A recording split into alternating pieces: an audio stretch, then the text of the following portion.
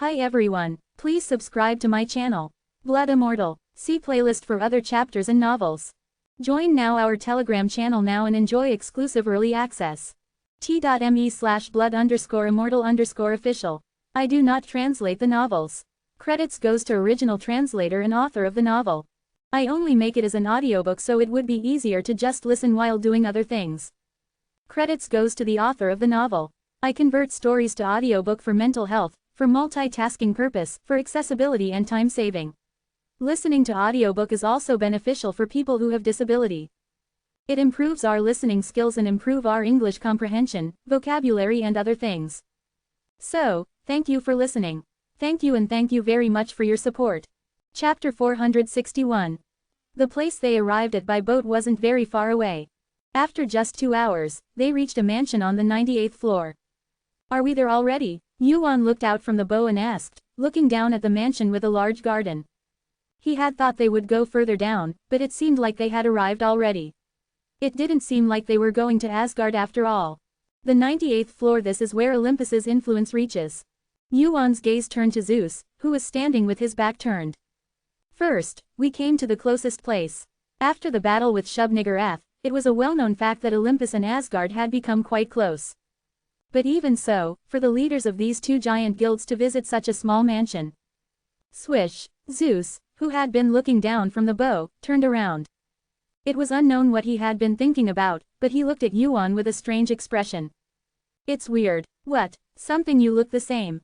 What's that supposed to mean? You've changed every time we've met. A lot, too. Zeus thought about the first time he had met Yuan. He was someone who had had a hard time blocking even one of his lightning bolts. But the next time they met, and the time after that. Until the last time they met.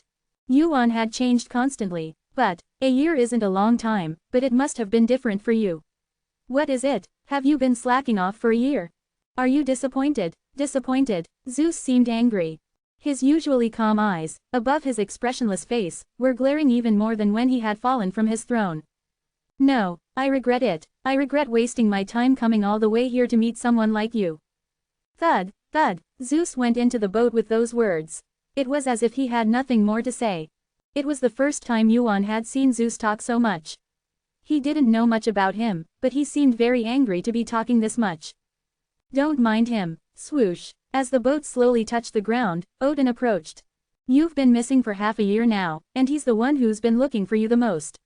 You might not know this, but he's been worried about you. It seemed like he was trying to comfort him, but Yuan chuckled as he watched Zeus leave. Worried. It seemed like Odin didn't know Zeus very well. No, maybe he had just gotten to know him too well. He's not the type to do that. Zeus was a rational person. Zeus was the type of person who would use even his own bloodline for his goals. There was no way he would worry about Yuan, who wasn't even his blood. Yuan looked at the spot where Zeus had disappeared. It's strange. It had only been a year. But why was he so angry? As if he didn't have much time left. In the meantime. We've arrived. Thud. The boat with the 3 people on it arrived at its destination. Creak. Zeus entered a small room inside the boat and laid down on the bed. Although not as tall as Heracles, Zeus was also quite tall. He laid down on the relatively small bed and looked up at the ceiling. Are you disappointed? Yuan's words echoed in his mind. No, he had said he regretted it. I regretted it because I was disappointed. And the reason for that was naturally because he had had expectations. But he hadn't changed a bit from a year ago. Has he just been slacking off? Zeus shook his head after thinking that for a while. It doesn't seem like it. Then why? Of course, most of those who became rankers eventually faced a wall. Zeus was the same, and he had broken through the wall that appeared before him several times.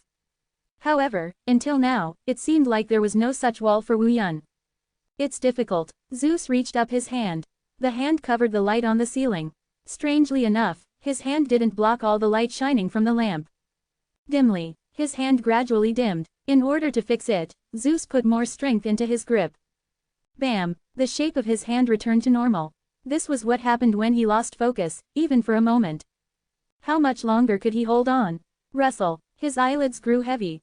He wondered if it would be a little better if he was lying on an uncomfortable and narrow bed, but it didn't seem to be the case. Sleepiness enveloped his mind. Suddenly, he had a thought. How long has it been? Zeus, who had been trying not to fall asleep, continued to think. Since I haven't slept. Wu Yun followed Odin into the mansion. It was a fairly large and grand mansion. It wasn't fancy, but it was still quite clean, but there was almost no sign of anyone living there. Whose house is this? A house, not a castle. He asked the question because he wondered why he had been brought to such a place. They say it's the house of the most beautiful woman in Olympus. Aphrodite, come to think of it, she was there too. Odin smiled faintly, as if he had just remembered. Aphrodite was a ranker with such beautiful looks that she would jokingly say that half of her ranking came from her face. Naturally, people didn't hesitate to mention Aphrodite when choosing the most beautiful person in Olympus, not to mention the tower. But not such Aphrodite. There's supposed to be someone waiting for you. Me, Wu Yun. It was a familiar voice. Wu Yun's gaze turned to the end of the hallway at the desperate, almost affectionate cry. And there, swish, someone flew towards Wu Yun. Bam, it was a fairly heavy shock. He didn't put any strength into it because he didn't feel any hostility, but his body fell over. She was so strong that he would have believed her even if she had said she was a female Hercules. She was none other than Pandora. You're here, Wu Yun. Pandora smiled brightly. Unlike before, when she didn't wear much makeup, her crimson hair was neatly combed, and her expression was much brighter. Pandora was like a single flower blooming in the desert. Everything in the world seemed like a desolate sandy wasteland before her.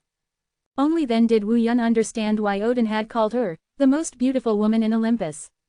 You're heavy. Are you going to run away again? I've never run away. You did. I didn't. Where would I have been tied up to have run away? Next time, tell me where you're going before you go. Quote. Wu Yun looked at Pandora, who was under him, with curious eyes. Why? When Pandora asked after a brief pause in the conversation, Wu Yun replied. I thought it would take a little long to explain. The Pandora that Wu Yun remembered was not only expressionless, but also awkward when speaking. But now it was a little different. Her expression had changed, and she spoke quite a bit. It felt like a doll that had moved without emotion had become a human. Do you hate it? No, why would he hate it? It's much better. So now let me get up. Whoosh. As Wu Yun raised his body, Pandora stepped aside. She barely moved out of the way. Bam! The force of her grip was so strong that it crumpled and tore her clothes. It was only 2 fingers, but Pandora's grip strength was strong enough to crush even rocks. The will to never let go. You're not going anywhere, at least not today. Russell. Wu Yun let go of Pandora's hand at those words. He was grateful for the place to stay, but he couldn't keep taking her with him. Wu Yun looked around the interior of the mansion with newfound eyes and asked. He thought a mansion of this size would be quite expensive. Is this the house Olympus provided Pandora? Now that she's a high ranker representing Olympus, it wouldn't be strange to give her a castle instead of a mansion. Pandora's rank had risen steeply. Unlike in the past, when she had been sealed by Zeus, she was now free from the seal, and her incomplete mind was gradually returning. Pandora's rank, which had risen so high, had reached double digits, and she was now just below Hades. Did you come here to have me meet Pandora? She's been looking for you a lot. I don't know why, though. She thinks she owes me a debt. She did say that. She said you saved her. But it doesn't seem like she's just looking for you because of a debt. At those words, Wu Yun looked at Pandora, who was staring at him from half a step away. What did that look in her eyes mean? She's really pretty. It made his heart flutter to have such a beautiful woman looking at him from so close, but that was all. His excitement had already been chipped away and worn down since the moment he learned of the future of destruction. I'll have to talk to her later. He had to know where Pandora's obsession came from so that he could get rid of her. Maybe he should have walked a little further, even if it took a little longer. With that thought, Wu Yun followed Odin, who had started to walk again. As you can see, the world is changing. The sky. Yes, the sky you saw is appearing in many places. The purple sky was considered an early symptom of the appearance of the outer gods. And the sky that Wu Yun had seen had always been followed by the appearance of the outer gods. Even though they were just tentacles that hadn't even gotten names, they were clearly beings from outside the tower. But now, that kind of sky was appearing all over the tower. Why didn't I know about this? It's only been a few days. I've been having a headache because of it. Odin's gaze turned to the window. Asgard's ship floating above the mansion. To be exact, Odin was looking at Zeus, who was riding inside it. That's when Zeus came to find me. He said you had appeared. He must have been disappointed. He still hasn't come down. That's not the only reason. Odin's gaze flickered to Pandora, who was following behind Yuan. Ah, Yuan nodded, finally understanding the situation. Of course, Pandora and Zeus could not have been on good terms. Zeus was the one who had imprisoned Pandora, and Pandora would run at him and try to kill him every time she saw him. Zeus was probably not coming out of the ship because of Pandora. But if you're going to talk about that, why did you come here? I have something to ask you. And something to tell you. If it was a question, it didn't matter where they talked. In the end, the reason Odin had come to find him and come straight here must be because he had something to tell him. I'm sure it's a pain to ask questions, so what are you going to give me? Is it something good? I don't know if it's good, but... His voice trailed off, as if he wasn't sure. But soon, Odin continued with a confident tone. I think you'll be surprised. Chapter 462. Yuan followed Odin. Pandora's house and mansion, which she used alone, was overly large. He said he had something surprising. But why is that here? Zeus brought that. It was right after you disappeared. Was the destination getting closer? Odin began to speak. Don't you know what kind of guy Zeus is? Do you think he felt sorry for Pandora and gifted her this mansion? That's right. What kind of guy Zeus is? If he was going to be sorry in the first place, he wouldn't have done that to Pandora. Then why? The thought was short. Was it something he was supposed to protect? As expected, you're smart. A positive answer. Pandora was a high ranker with the best skills in Olympus. Putting aside her status or power, her strength was similar to Hades, or perhaps even a little higher. If something was entrusted to such Pandora, it could be disguised as an ordinary mansion, or on the other hand, Pandora could be made to protect it. How important is it? If you just look at one item, it's great, but it's not that surprising. It's not as good as the Gingnur I have or the ring you have. But, what's important is, where it came from. Where? This time, even Yuan couldn't guess easily. Numerous items crossed his mind, but none of them applied to what Odin was saying now. In the end, there was no choice but to check with his own eyes. Creak. The door to the basement of the mansion opened. When the door first opened, what he felt on his skin was a sharp smell that pierced his nose. Hallucinogenic fragrance. A hallucinogen that blurs vision and stimulates the senses. And as if that wasn't enough, magic circles that seemed to have been created by Odin were installed everywhere on the door. You made it noisy. Pajijik. A black light burst out of the cold heart of Uranus in Yuan's hand. The darkness attribute magic power separated the hallucinogenic fragrance and the magic circles. Wong. The interior was revealed. They built it sturdily. Gray-colored walls. The material that made up all of it was mithril, and simply that alone seemed to boast a strength that was among the best in the tower. It felt like he had crossed over to a different world through a portal. They say it was originally a prison that held Pandora. That's why it's like this. Scratches all over the walls entered Yuan's sight. They were scratches that looked like they were made by fingernails. Looking at the marks left by the fingernails, it seemed like something had been tied up here. Of course, for a high ranker like Pandora, breaking a mithril wall like this would be nothing. That meant, they must have taken other measures to make it so she couldn't use her strength. Yuan's gaze shifted to Pandora, who was stuck to his back. Thump, thump, was it because of the place? She had charged at Zeus, who was right before her eyes, saying she would kill him, but now she was trembling. It seemed like she really had been imprisoned here for quite a long time. To think they would make Pandora stay in a place like this. He didn't know if she had known when she came here or not. She's still as much of a piece of trash as ever. Zeus showed his trash-like side without any hesitation, as if asking if she had changed at all. He didn't care about the means or methods as long as he could achieve his goal. Of course, that was the most Zeus-like thing Yuan knew. If you're uncomfortable, you can go out for a bit. Crash. At those words, Pandora gripped Yuan's clothes even tighter. Was it because she didn't want to let go? I'm not going anywhere. I'll go out again after I'm done with my business. If you go in, you won't be able to come out. It was something she said from experience. In reality, Pandora must have been imprisoned here for thousands of years. So, her anxiety right now wasn't strange. However, don't worry. Yuan shook his head and grabbed her hand. I'm stronger than you, and there's someone even stronger next to me. Yuan pointed at Odin when he said, someone stronger. After a moment of contemplation, Pandora nodded her head. The moment Yuan thought Pandora would let go, she instead took a step further into the room. Creak. Oh ho. Odin let out a small exclamation at Pandora's actions. These days, they sure are bold. What are you saying like an old man? I am old, but that's not what I mean. The brief disturbance passed. In the end, Yeon entered the room with Pandora. The room was about 40 square meters, quite spacious. And in the center, there floated a single sword. The only thing in the room was that sword, making it not difficult to figure out what the item Odin mentioned was. Is that it? It was a sword that looked familiar. The long black blade had a handle shaped like a round half-moon. A scabbard floated next to it, nothing particularly unusual about its appearance. It was a design primarily used by Hephaestus. Do you know what it is? It seems to be something made by Mr. Hephaestus. Could it be an item sent by Hephaestus? If so, it was undoubtedly a valuable item. Hephaestus poured his heart and soul into making each item, and the items he crafted were all treasured like treasures. However, I'm sorry, but it doesn't seem to be an item worth causing a fuss over. Take a closer look. You're the only one who can recognize it.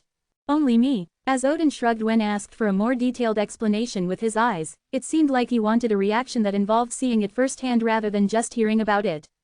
Certainly, seeing it directly would be better than hearing and wearing colored glasses. I don't know why Odin was surprised when he saw it.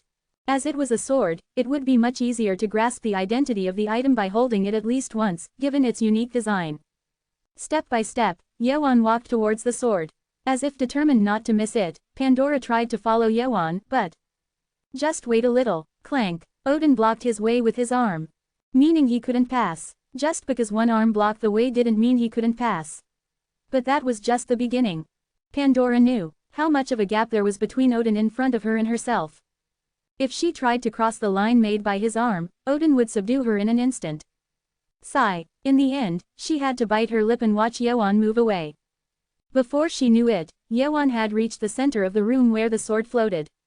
Whether seen from afar or up close, there wasn't much difference outwardly. There wouldn't be anything unseen at this distance. However, there was certainty. Indeed, it looks familiar. This item was something he knew. However, there were many other items with similar designs since they had the same creator. However, even though it was an item he already knew, it wasn't enough of a reason for Odin to bring him here in such a hurry. Still, it wouldn't hurt to check the item's condition. As he reached out his hand, the moment Yeon grabbed the sword. Name: a sword made by Hephaestus using his hammer and bones. The duality of the otherworld is contained within. The description seemed to be quite damaged. However, that alone was enough for him to understand this item. Why is this here? The words he was thinking to himself came out of his mouth without him realizing. He seemed to know why Odin was so sure that he would be surprised. This was something that should never have been here. Do you know this item? Odin, who had given him some time, approached Yeon. It seemed that he only knew half of the information about this item. Of course I do. Swish. Yeon answered with a familiar feeling in his hand. It's something I used. Hephaestus mostly liked to give simple names to the items he made. Most of his masterpieces, such as Thunderbolt or Sun Chariot, were given intuitive names depending on their appearance or the item's ability. The name of the sword was the Otherworld Sword. A long time ago, it was an item that Hephaestus had created by sharpening his hammer. It was the final moments of the battle. We fought every day without being able to eat or drink, so even the weapons we wielded wore out. The battle was fierce. All of the blacksmiths who could repair their equipment were gone, and finding materials to create items was like trying to find stars in the sky. No matter how great of a blacksmith Hephaestus was, he couldn't create materials out of thin air. Sun Wukong's Ruyi Jingu Bang broke in half, and so did Heracles' club. The Gingnur you use also had its tip worn out quite a bit. It seems you had a difficult time. Difficult. It was similar, but the expression was different. The battle they went through couldn't be explained simply by saying it was difficult. Probably none of us were certain that we would survive the battle the next day. Even now, not tomorrow. Perhaps none of them were certain they'd survive the fight tomorrow. Not to mention tomorrow, even right now. Even sleeping next to death, and even if a comrade who had greeted you with a smile yesterday disappeared today, he didn't think it was anything special. Because that was something that everyone had been prepared for anyway. That's the first time I've heard that story.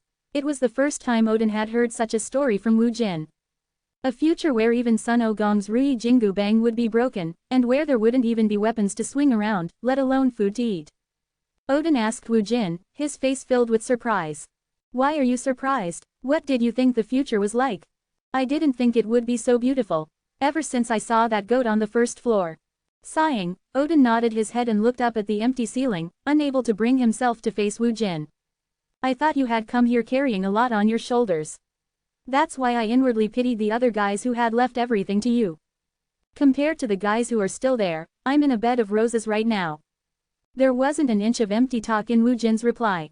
To him, the few years he had returned to the past really did feel like a bed of roses. He risked his life fighting, but at the end of it all he could enjoy warm water and good food, so compared to the future, this place was like heaven. That was why, I think I finally understand why you've been moving so busily. The reason why Wu Jin had pushed himself even harder.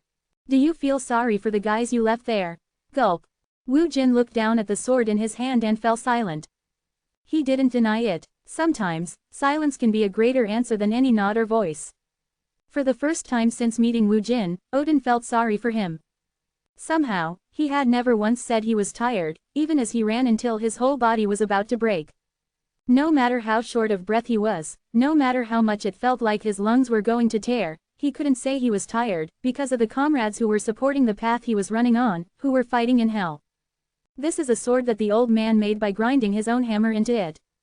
Wu Jin lifted the sword and changed the subject. Since he didn't have another hammer, he used his own hand as a hammer and pounded it. The description given by the system had been a mess, but he could clearly tell the moment he held it in his hand. An item that could never exist in this world. Therefore, it was clear where this had come from. How did this end up coming from the future? Chapter 463. Odin shook his head at Yuan's question. I don't know either. You don't know. I didn't bring this here. Zeus did. I only found out that it was from the future thanks to Mimir. Zeus, how did he end up with this? His curiosity was piqued, but right now, he was very angry at himself. Even if he asked, Zeus wasn't the type to answer him honestly. Finding out the source of the item probably wouldn't have been difficult for Mimir. He was wise enough to have played the biggest role, alongside Odin, in creating the clockwork. Mimir must have gone back to sleep by now. Yes. I'll have to wait 100 years to meet him again. That would be good. The answer was a bit strange. That would be good. Is something wrong with Mimir? He lost his eye. His eye. It wasn't the first time he had heard the story. Sun Ogong, who came from a future slightly later than him. He had heard from him that Mimir had lost an eye. But there was no way the current Odin would know that. That meant, are you talking about the current Mimir? From what you're saying, it seems like the same thing happened to the one in the future. At least not now, and I'm not sure if it's for the same reason. Yuan muttered as if he were mumbling to himself, then asked.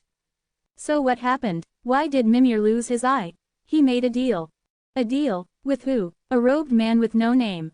If it's a robed man. Yuan's face twisted. The foolish confusion. He was the one who had made the deal with Mimir. I thought he came a bit early. The foolish confusion had made a deal with Yuan. In order to deal with their shared goal, Shub-Niggurath, they had ultimately decided to join forces. The ones who were more desperate were naturally the rankers of the tower, including Yuan. Even if the foolish confusion didn't appear, it wouldn't have been strange at all. From his perspective, it would have been better for the tower's forces to be weakened by Shub-Niggurath. But, if he made a deal with Mimir's eye, does that make sense? If the foolish confusion hadn't shown up at that time, what would have happened? Who knows how many more would have died or been injured? Maybe not only Valhalla, but also several other worlds would have been destroyed.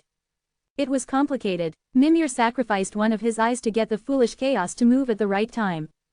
If he lost one eye, it might have taken him hundreds of years to wake up. As if he finally understood Odin's worries, Yuan looked at Odin with eyes of sympathy. Then, it's not one, Odin said with an even more bitter laugh. Both. I don't know where the other one went. He came with both his eyes covered. Mimir, who had lost both of his eyes. Yuan had heard the story of how Mimir lost one of his eyes to send Son Goku to the past, but he hadn't imagined it well. Both of them. Did he really use both of his eyes in the deal with the foolish chaos? Or maybe he used the other eye for something else.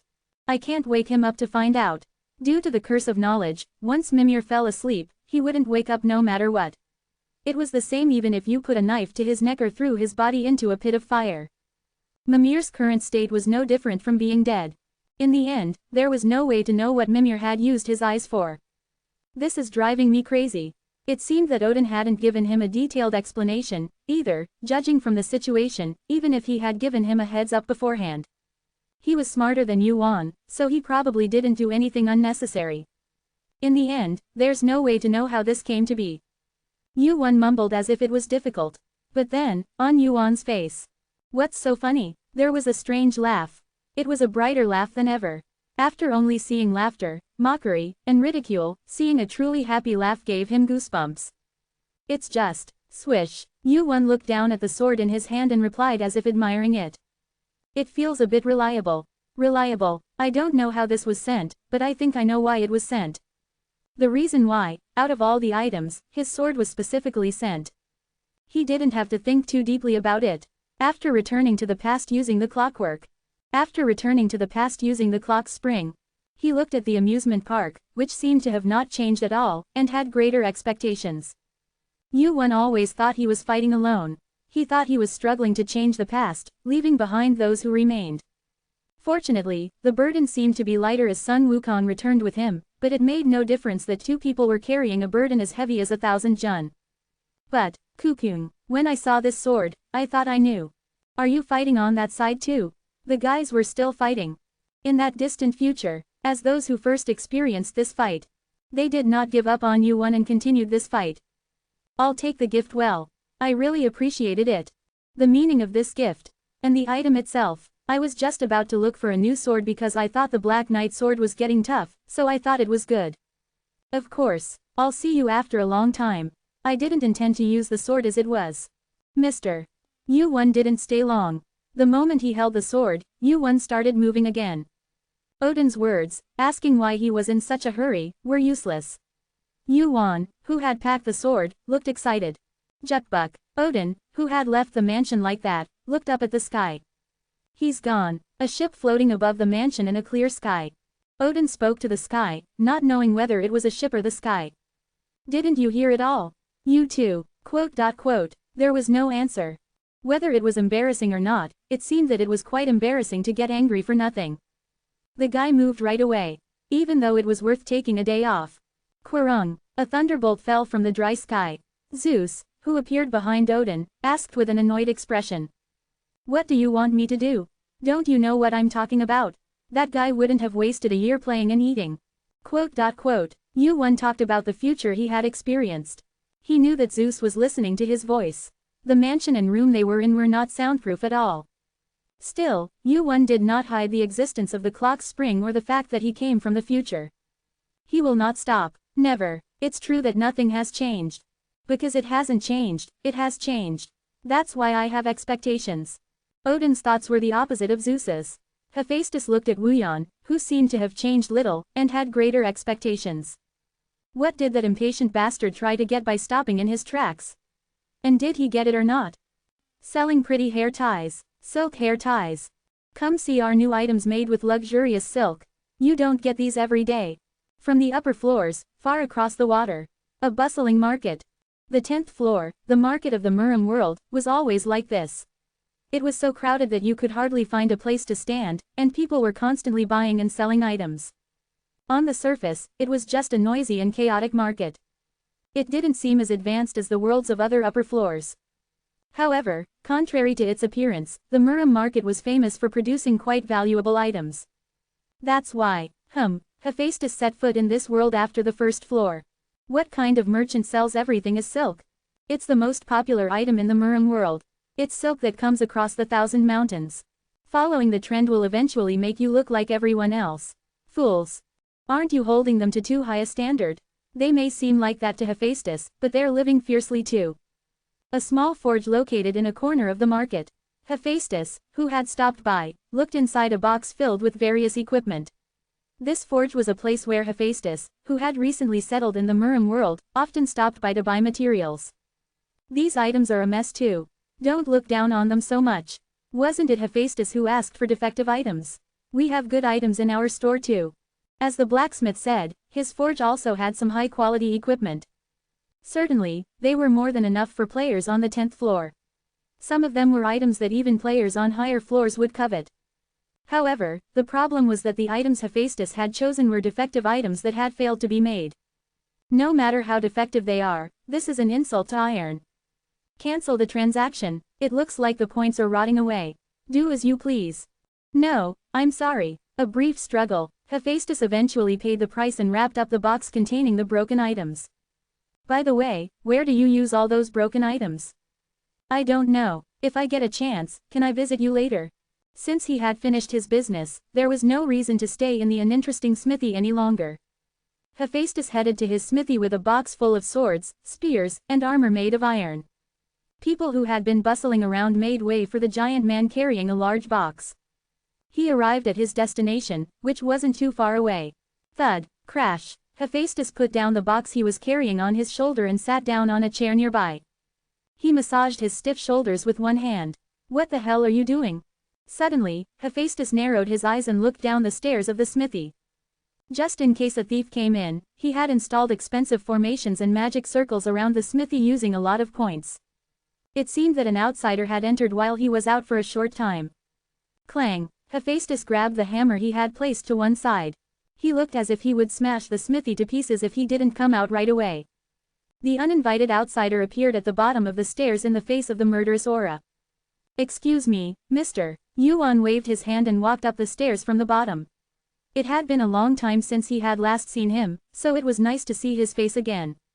Come to think of it, Hephaestus was the first colleague Yuan met when he first set foot in the tower. And the moment Yuan, who had been hiding at the bottom of the stairs, revealed himself. Rage surged over Hephaestus's eyes, and his biceps bulged. Whiz! Hephaestus threw the hammer in his hand with all his might and with the best of his ability at Yuan's face. This bastard! Bam! Chapter 464.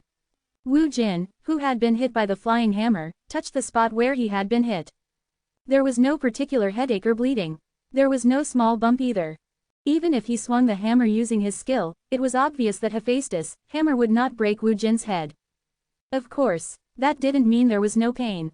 Are you ignorant or stupid? Hephaestus glared at Wu Jin, who was rubbing his forehead with his hand. You just took it. Didn't you do this before? Are you going to get hit like this again? Why can't I get hit twice when I got hit once?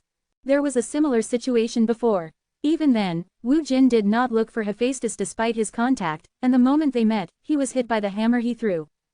In the first place, Hephaestus threw it knowing that Wu Jin would not be hurt, but it was not very pleasant to be hit. It's a unique way to apologize. Getting hit by an angry opponent to calm him down. It was literally an ignorant and stupid way. Bring it. Waving his hand, Hephaestus motioned for Wu Jin to bring the sword. Finally, it was coming. Wu Jin thought to himself and handed over the sword he was wearing on his waist with the scabbard. Squawk! As he took out the Black Knight sword. So that's it. Hephaestus' eyes, which seemed to have softened a little, caught fire again. That was why Hephaestus was so angry. The Black Knight sword was a sword that Wu Jin had obtained when he first arrived on the first floor. It was made by mixing the powder of the Black God Stone with various precious materials, and it was something that Hephaestus cherished quite a bit. Of course, it was an item that was more than enough for a player on the first floor to use. But, didn't you ever think of repairing it while fighting like that? Wu Jin had really just used the Black Knight sword like that. Every other day, he fought with top-ranked rankers or beings from other worlds that he had never heard of or seen before, so it would have been stranger if the sword had remained intact. I don't expect you to use it sparingly. But when it gets to this point, at least contact me. Hephaestus' nagging continued for a while. It seemed that he was angry with Wu Jin for treating his child like this. Wu Jin felt quite sorry about that part too. But it couldn't be helped. I live too far away and I don't know how long it will take to repair. Wu Jin was in a hurry. Since he couldn't waste time in vain, he had no choice but to feel sorry for the time it would take to meet Hephaestus, who was on the 10th floor, and repair the sword. As a result, the Black Knight sword had become quite dull as he swung it around without repairing it. He had definitely used it roughly. It would have been strange for Hephaestus, who cherished his children so much, not to be angry. I'm sorry. Don't apologize to me, apologize to this guy. Use it a little more sparingly next time. Was it because he had been nagging for over 10 minutes? Hephaestus looked a little more lenient than before. He put the Black Knight sword in and out of its scabbard a few times and opened his mouth. 10 days. 10 days. As expected, it was not a short time. That's the minimum. Bringing a blade that's damaged to this extent back to its original state is harder than making a new sword. Is that so? In the meantime, take any of those over there and use them. Anyway, there's nothing dangerous about you not having a single sword. Hephaestus, who had been speaking, looked at Wu Jin with narrowed eyes. Whether he was listening or not, he was already opening the box Hephaestus had brought. Were you repairing broken items? Wu Jin picked up the sword that he saw first among the items in the box. It was a sword with its blade not even aligned properly and its center of gravity all messed up. The only reason why Hephaestus had bought something like this was to breathe new life into dead iron, as you said. Wouldn't it be easier to just make a new one? Why are you so curious? You must have been bored out of your mind. Hephaestus, who had been caught in his lie, quietly turned his head away to avoid Yuan's gaze.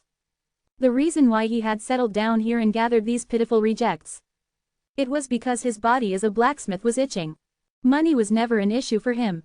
It was said that if Hephaestus just put his mind to it, Olympus's wealth would double, because the items he created were worth a fortune. Even if his points dropped a little, he could just gather up some junk and sell it to earn tens of thousands of points. Actually, I didn't come here because of that sword. What are you talking about? You can just melt that down and use it for materials. Clang, another sword was drawn from Yuan's waist. As always, Hephaestus was more interested in the new item Yuan had taken out than anything he had to say. The sword's blade was chipped and broken, and it was screaming. Although others might not be able to hear it, Hephaestus's ears could clearly hear the screams. What is this? Hephaestus's voice trembled as he looked at the otherworld sword. The form of the otherworld sword was clearly similar to Hephaestus's work. However, as expected, his eyes could see something that Yuan's couldn't. In fact, Hephaestus seemed to be thinking deeply as he looked at the otherworld sword. And then suddenly, who made this? Who? Hephaestus asked hastily, not knowing that it was something his future self had created. If there was a blacksmith who had made this sword, he wanted to meet them. Can you fix it? I can fix it, but then can you make it again? Again, Hephaestus's eyes sparkled. Only then did he look back at the Black Knight sword that Yuan had handed him. He had told him to use it as materials, but that was what he meant. I'm not sure. To be honest, this is better craftsmanship than mine. Why are you being so self-deprecating all of a sudden? I have good reason to. It's time to be humble. This was the first time Yuan had seen Hephaestus like this. He was the one who had always prided himself on being the best when it came to making things. But now, a bigger wall had appeared in front of Hephaestus. A weapon made by his future self. Hephaestus's eyes sparkled more than ever as he looked at it. Either way, I have no reason to be angry about this. Why do you always bring something interesting with you every time you come? So don't throw a hammer at me as soon as I come in and welcome me a little bit. Who knows what kind of surprise gift I'll bring next time? We're helping each other out. Does that mean you can do it? The Otherworld sword and the Black Knight sword. Two swords created by the Hephaestus of the future and the present. It was a matter of combining two swords that had been damaged in a long battle into one. It was by no means an easy task. It might even have been the most difficult task of Hephaestus's life. But, I can't refuse something like this. Hephaestus laughed even louder at the difficult task. The broken equipment of the blacksmith's shop that he had bought was already out of sight. I need fire. The frame of the Otherworld sword was made of adamantium.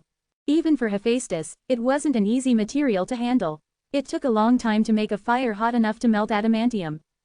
What's more, to succeed in a difficult task like this, an even hotter fire was needed. And now, in front of Hephaestus's eyes. Can I help? Perhaps the person who could use the hottest fire among the current rankers was right before his eyes. And of course, Yuan's answer to that was willingly. There was no reason to refuse.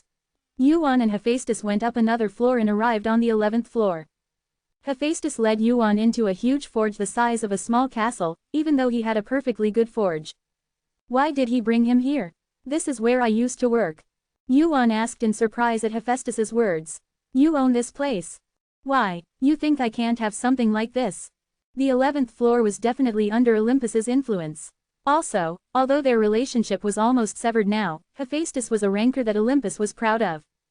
Naturally, it would be ridiculous to say that Olympus didn't have Hephaestus's forge, who was the best blacksmith in Olympus. In the end, Hephaestus had returned to the home that he had abandoned with his own 2 feet. This is where I used to make items for the Gigantomachi. I don't have many good memories of it, but the facilities here are top-notch. He was skilled enough to not rely on equipment or facilities. However, this task was a difficult one even for him. Naturally, he had sought out his own forge that he had abandoned long ago. What are you hesitating for? Come in quickly. Hephaestus briskly led the way. Yuan followed him into the forge. The inside was wide, hot, and dry. It seems like it's been empty for a long time. There were no traces of people in the forge. But the fire hasn't gone out. Whoosh, whoosh. The bellows were working automatically. The fire in the hearth gave off heat with all its might every time the bellows worked, providing heat to the forge. Hephaestus took out a hammer while Yuan looked around the forge. Why would I use a coal forge? That guy Apollo gave me this as a present. They say it's a fire that never goes out. Clank. Hephaestus stepped on the bellows as if he didn't need it anymore. Then, the bellows that had been working on their own miraculously stopped. Now, all that was left was the yellow fire in the hearth. It's not that hot, but they say it'll never go out for thousands or even 10,000 years. I don't need it anymore, though. Creak, whoosh. Hephaestus tore his clothes with his hands. His chest and stomach, which were covered in burn scars, were revealed through the torn clothes. Let's get started right away. He didn't need the bellows. Of course, that was because there was no need to light a fire in the first place. However, Yuan was worried. Are you really okay? Normally, using the bellows to light a fire in the hearth and heat the iron was the standard for blacksmithing techniques. Hephaestus was inside the huge hearth that he had made himself.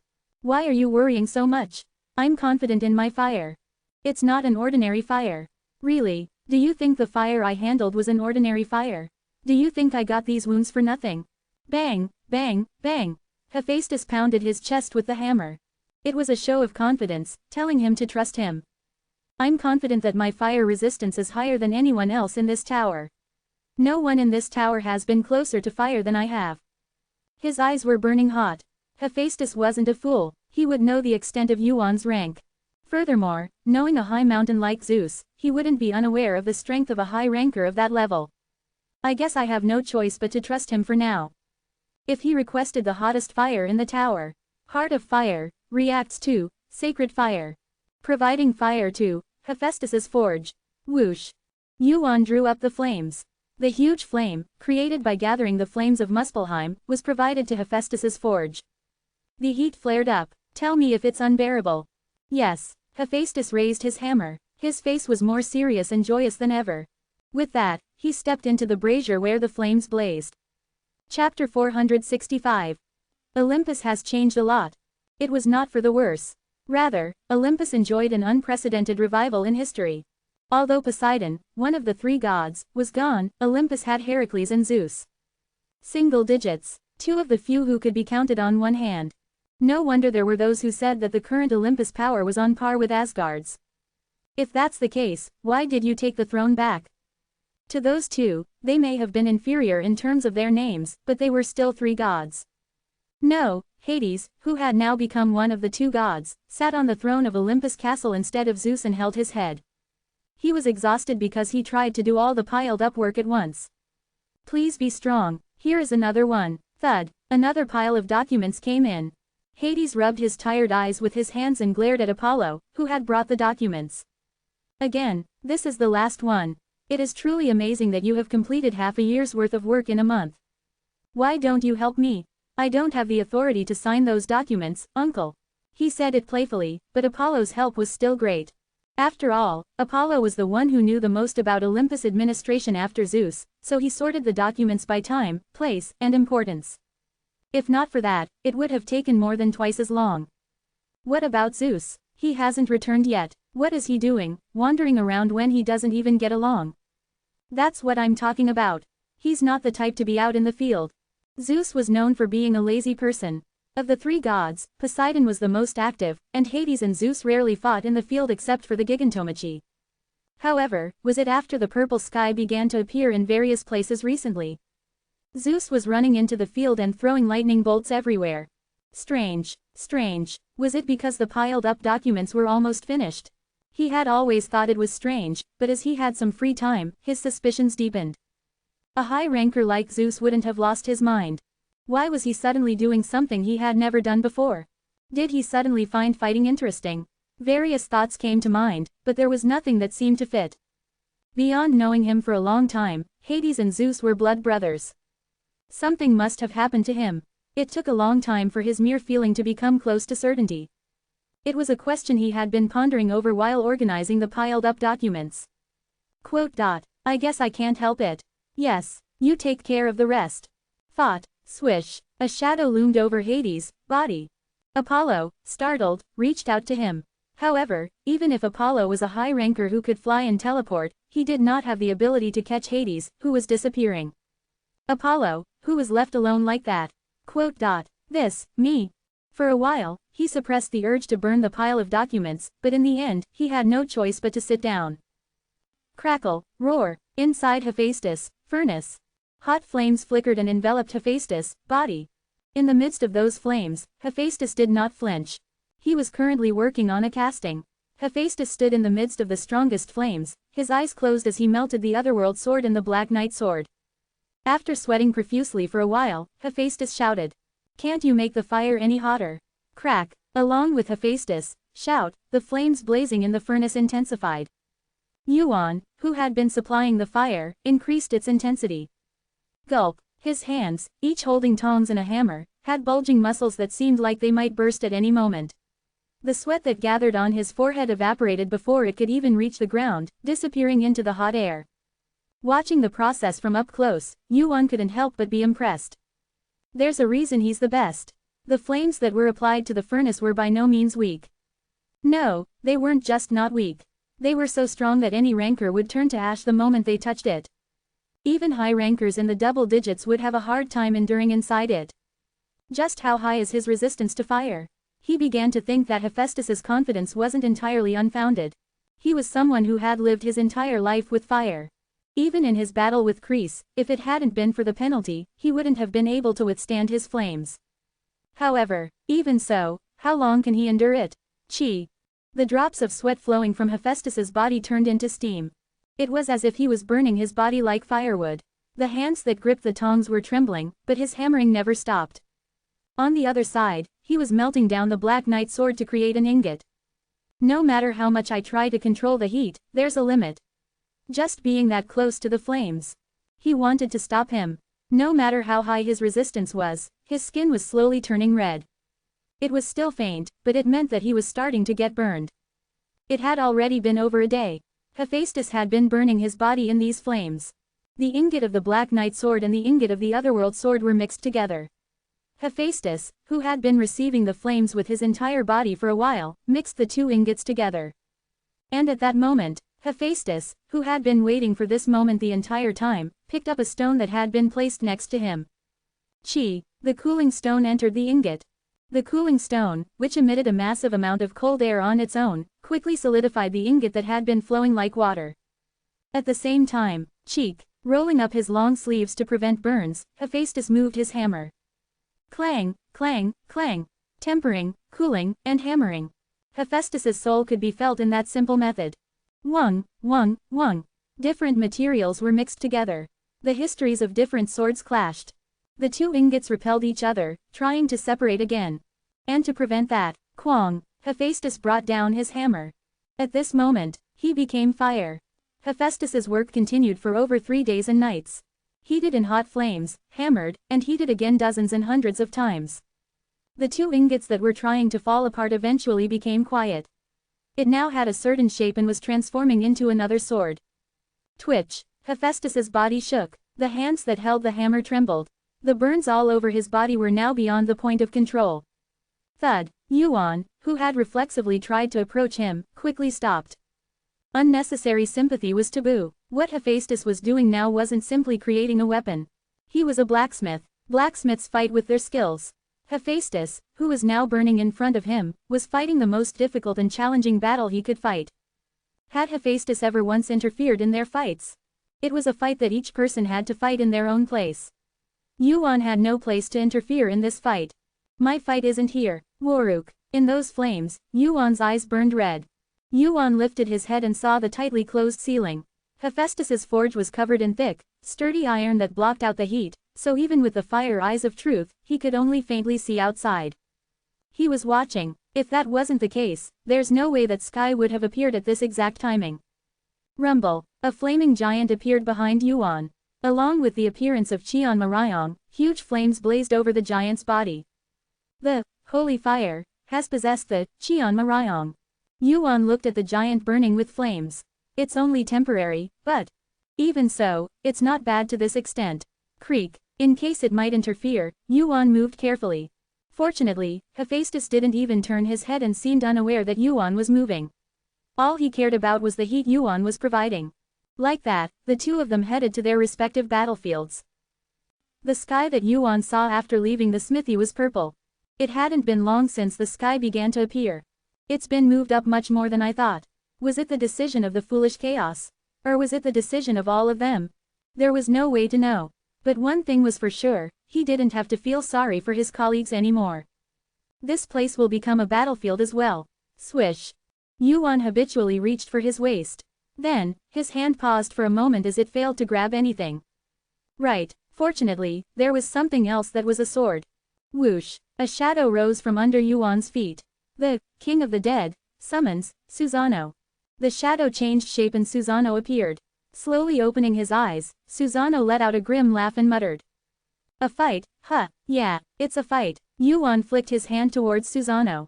Susano looked at Yuan's hand as if to ask what it was. Then, that's not possible. Susano shook his head, blocking the scabbard hanging from his waist with his hand. The two of them could tell what each other wanted without speaking. What Yuan wanted was the Kusanagi, one of the 3 artifacts that he had given to Susano. I'll give it back to you later. Are you telling me to fight barehanded right now? Just grab anything over there in the corner and use it. A true craftsman never blames his tools. Are you telling me to use the cheap sword right now? It's a bit rusty, but it's an item made by Hephaestus. If you're really not satisfied, just swing it like a shield. It was a fight where the winner had already been decided from the beginning. If Yuan wanted it, Susano had no way to disobey his orders. Eventually, the Kusanagi came into Yuan's hands. Swish. The Kusanagi's advantages and disadvantages were that it was too light and too sharp. However, it wasn't a bad item for a time when it was unknown how long the fight would last, like now. As much as he could rely on the sharpness of the sword, he would be able to conserve his magic power. Swish. Yuan lightly swung the Kusanagi in the air. While he was doing that, swinging the sword in the air a few times. Ooh, ah, unpleasant cries rang out from the purple clouds covering the sky. I can't seem to get used to those purple whirlwinds. The beings outside the tower revealed their figures in the sky. Countless tentacles and wriggling masses gathered towards Hephaestus' smithy. He didn't know why those things had appeared, but he seemed to know what their purpose was. Are they trying to stop the completion of the sword? The Otherworld sword and the Black Knight sword. It seemed like they were trying to prevent the 2 swords from merging into one. Those mindless things wouldn't have moved on their own. There was no need to think hard about who was above them. The magic power in the Kusanagi glowed red. Yuan muttered, standing on the ceiling of the smithy with only the minimum amount of magic power wrapped around him. It's impossible. Whether he would get tired first, or the completion of the sword would come first. Determined to never let his legs, which were braced against the ceiling, tremble, Yuan swung the Kusanagi towards the purple sky. Chapter 466. Foolish Chaos sat on a fluffy cloud, looking down at the purple-tinted clouds below. Swish. A huge tentacle was cut off as a red line was drawn. It wasn't a special skill that was used. It wasn't that great of a force that was used either. It was just a cut. Using the sharpness of Kusanagi. Foolish Chaos supported his chin with one hand as he looked down at the scene. It was as if he was watching something interesting. The battle continued. The purple waves that endlessly covered the castle. Yuan's sword, which stood against the ceiling, moved as if it was drawing a net. Then, drip, drip, drip.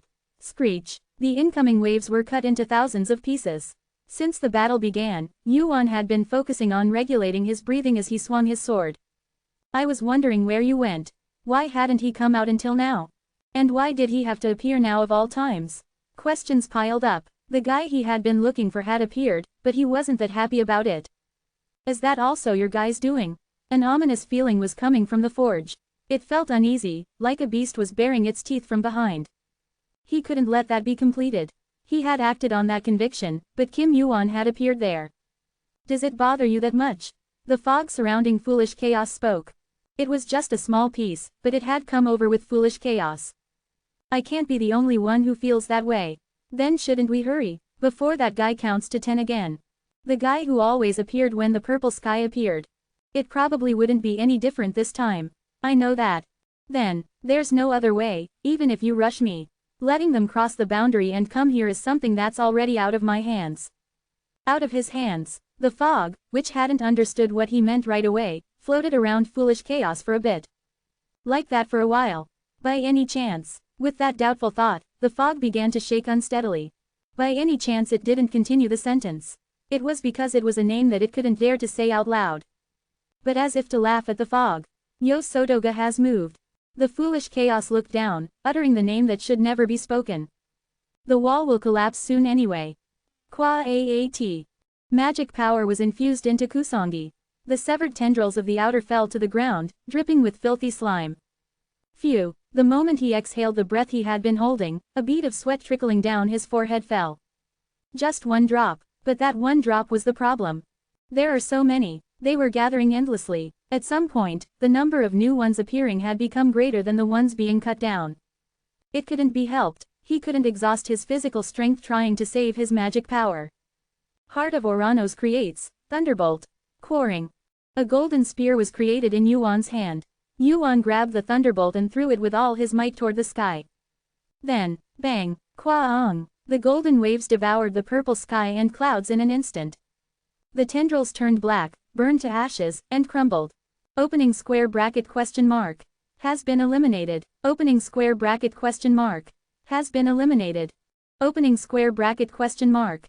Has been. Opening square bracket closing square bracket. Magic power has increased slightly. The system even reacted to the slight increase in magic power, which hadn't increased much for a while. Thunderbolt used a lot of magic power, but it still showed the best performance for such a wide-range attack. Yuan looked up at the sky again.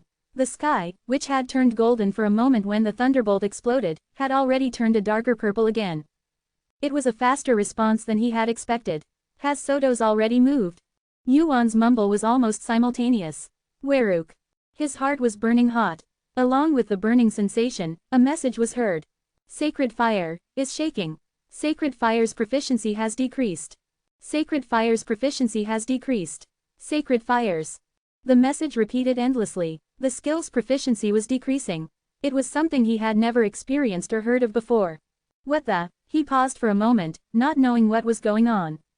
Wah-ak. The temperature of the air surrounding the forge, including Yuan, changed abruptly. The air felt hot, not just lukewarm. And purple flames filled the surroundings of the forge.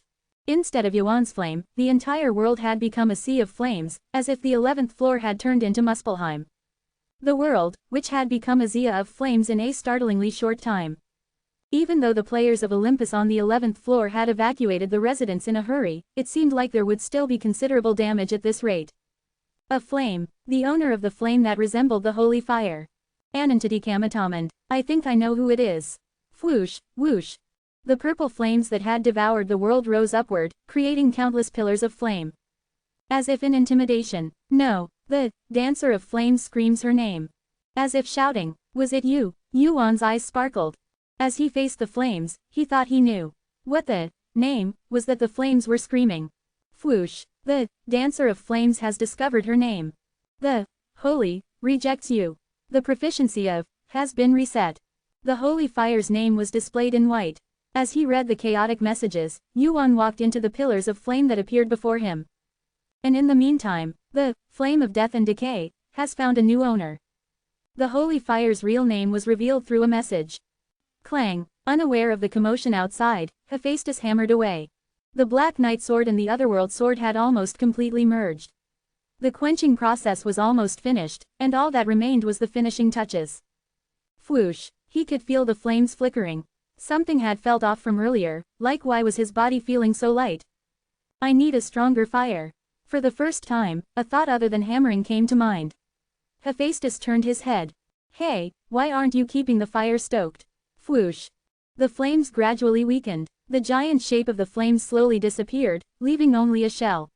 Since when had it happened? Yuan had already vanished from his spot. Where did he go? He had clearly told him to stay put and keep the fire going. It was difficult to continue working without the flames that Yuan made. He could diligently fan the flames that Apollo had given him, but it wouldn't be enough to properly finish the job. Without Yuan's flames, it was hard to continue working. He could just desperately fan the flames that Apollon had given him, but it wasn't enough to properly finish it. This bastard can't stand that bird. Boom, roar. The forge shook as if something had exploded. His senses, which had been numbed by the pounding, came back to him. The commotion outside was loud, and he could guess the general situation without even going out. A fight. Ever since the purple sky had appeared recently, strange things had been appearing, and it seemed like there was a riot here too. Swish. Hephaestus looked down at the sword he was holding in the tongs. It was still an unfinished incomplete work, but I should throw this and tell them to use it. Flutter. Inside the purple flames, a hot heat enveloped his face. Pillars of flame shot up everywhere, threatening Yuan. Is this how it felt for the old man? Hot, scorching. How did Hephaestus live his whole life in a place like this? It was amazing to think about it now. Boom. As he walked into the flames, a huge pillar shot up. Unlike the other pillars, it blocked Yuan's path. That name is not yours. The flame transmitted a voice. It swirled fiercely, coveting another flame that Yuan had. And right after, screech, the flames burning all around swallowed Yuan's body in an instant. Flutter, flutter. Yuan, who had been engulfed in the purple flames, covered his face with one hand. The flames were quite hot, but even if it wasn't the holy fire, Yuan had another flame. Heart of fire, burns, flame of the giant and demon. Flame of the giant and demon, resists, dancer of flames. Flutter, flutter, red flames burned from Yuan's body. The flames pushed away the purple flames. A face that looked human appeared in the midst of the fiercely clashing flames. That name is mine. Give me back my name. The name, he was probably talking about the holy fire.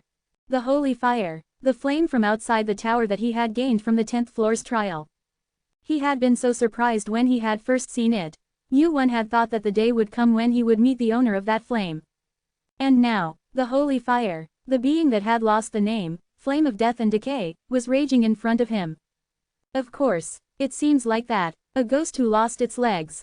Either way, it wasn't a story that interested Yuan. Rather, are you that desperate for this name? Yuan laughed at the face that appeared in the flames.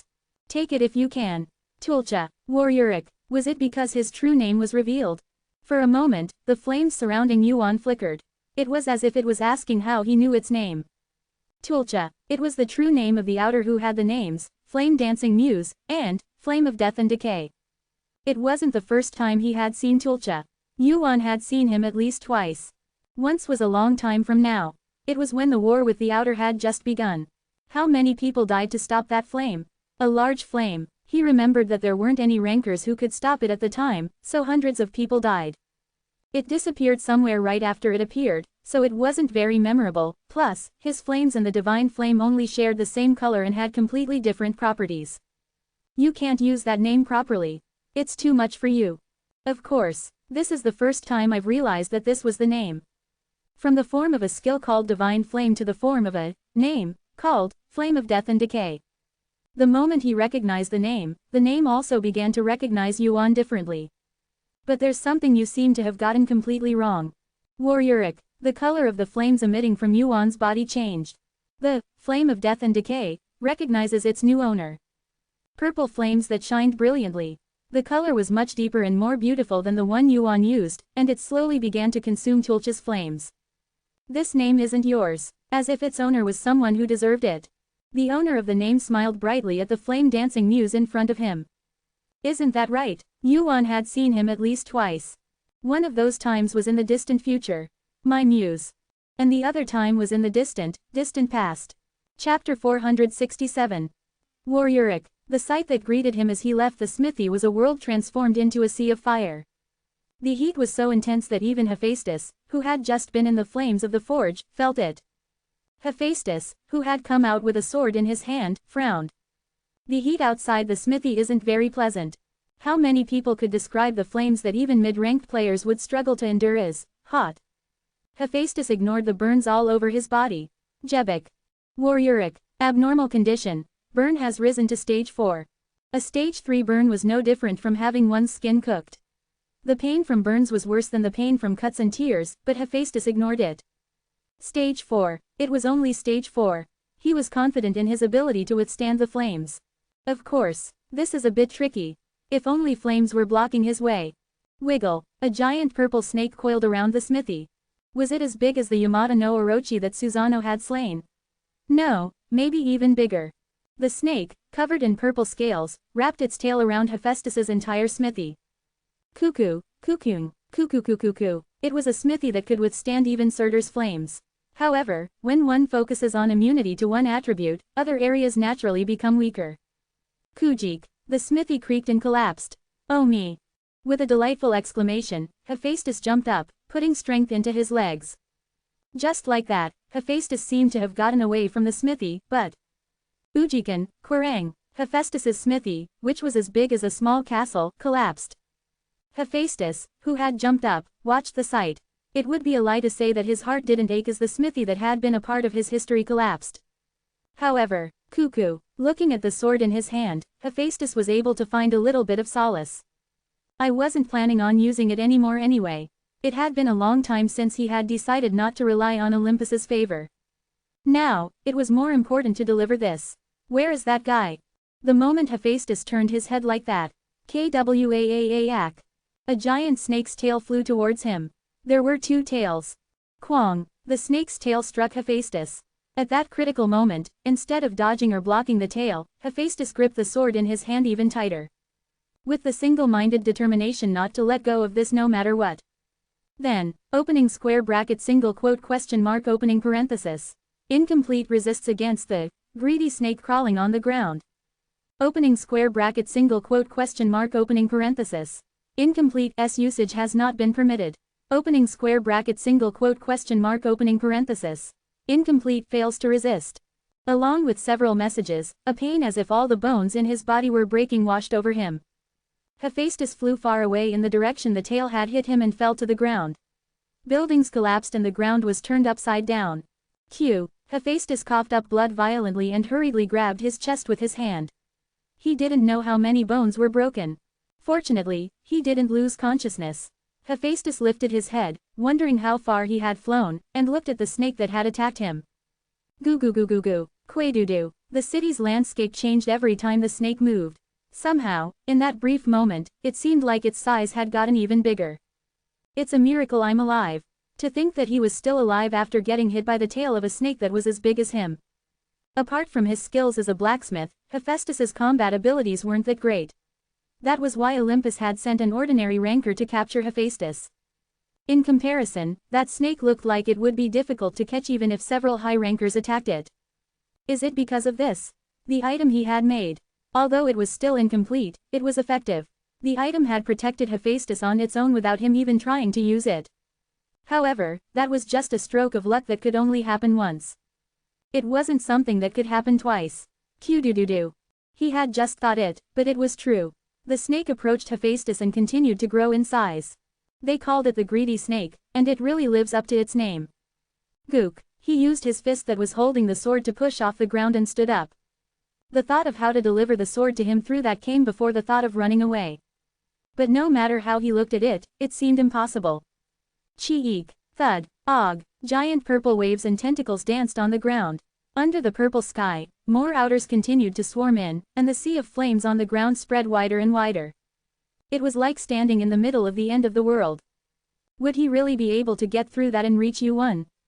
It wasn't something he could figure out just by trying.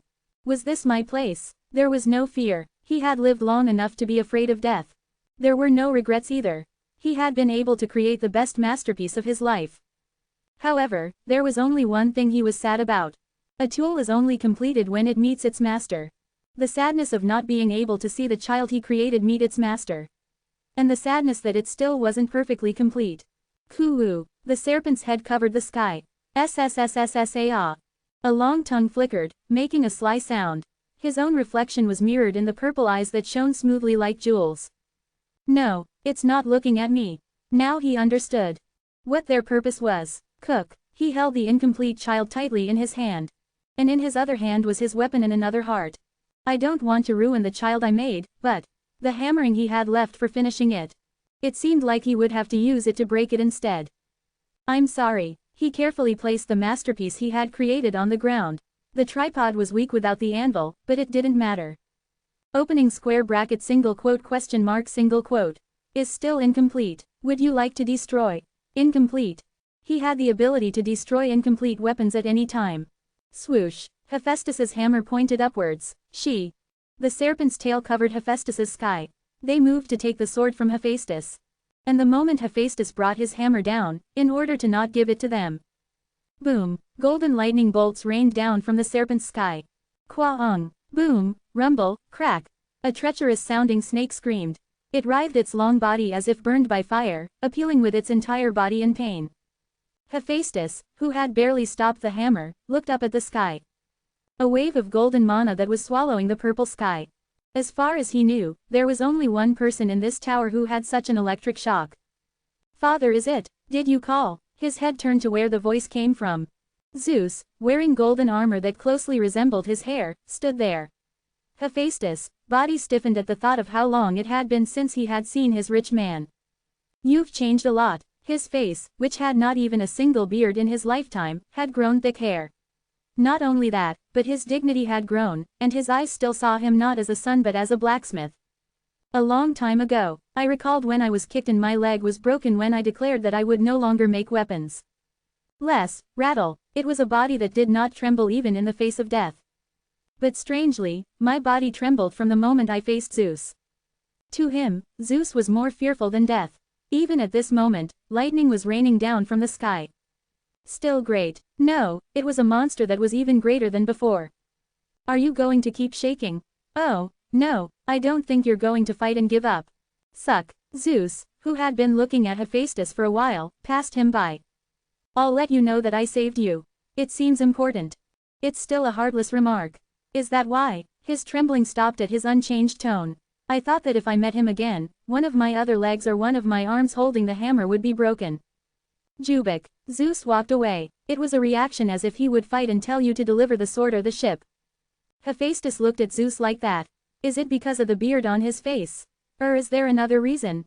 Obviously, he had become much stronger than he remembered, but for some reason his back seemed small. In the middle of the burning flame, the pillar of fire shook and reacted in confusion. As if not to understand. Tulcha's flame reacted. What is that? Weruruk. Strong resistance. I am no one's plaything. How dare you? Have you forgotten who you danced for? Nonsense. And at that moment, a name and face flashed through Tulcha's mind. Shub-Niggurath, the great and noble ruler of the Black Forest.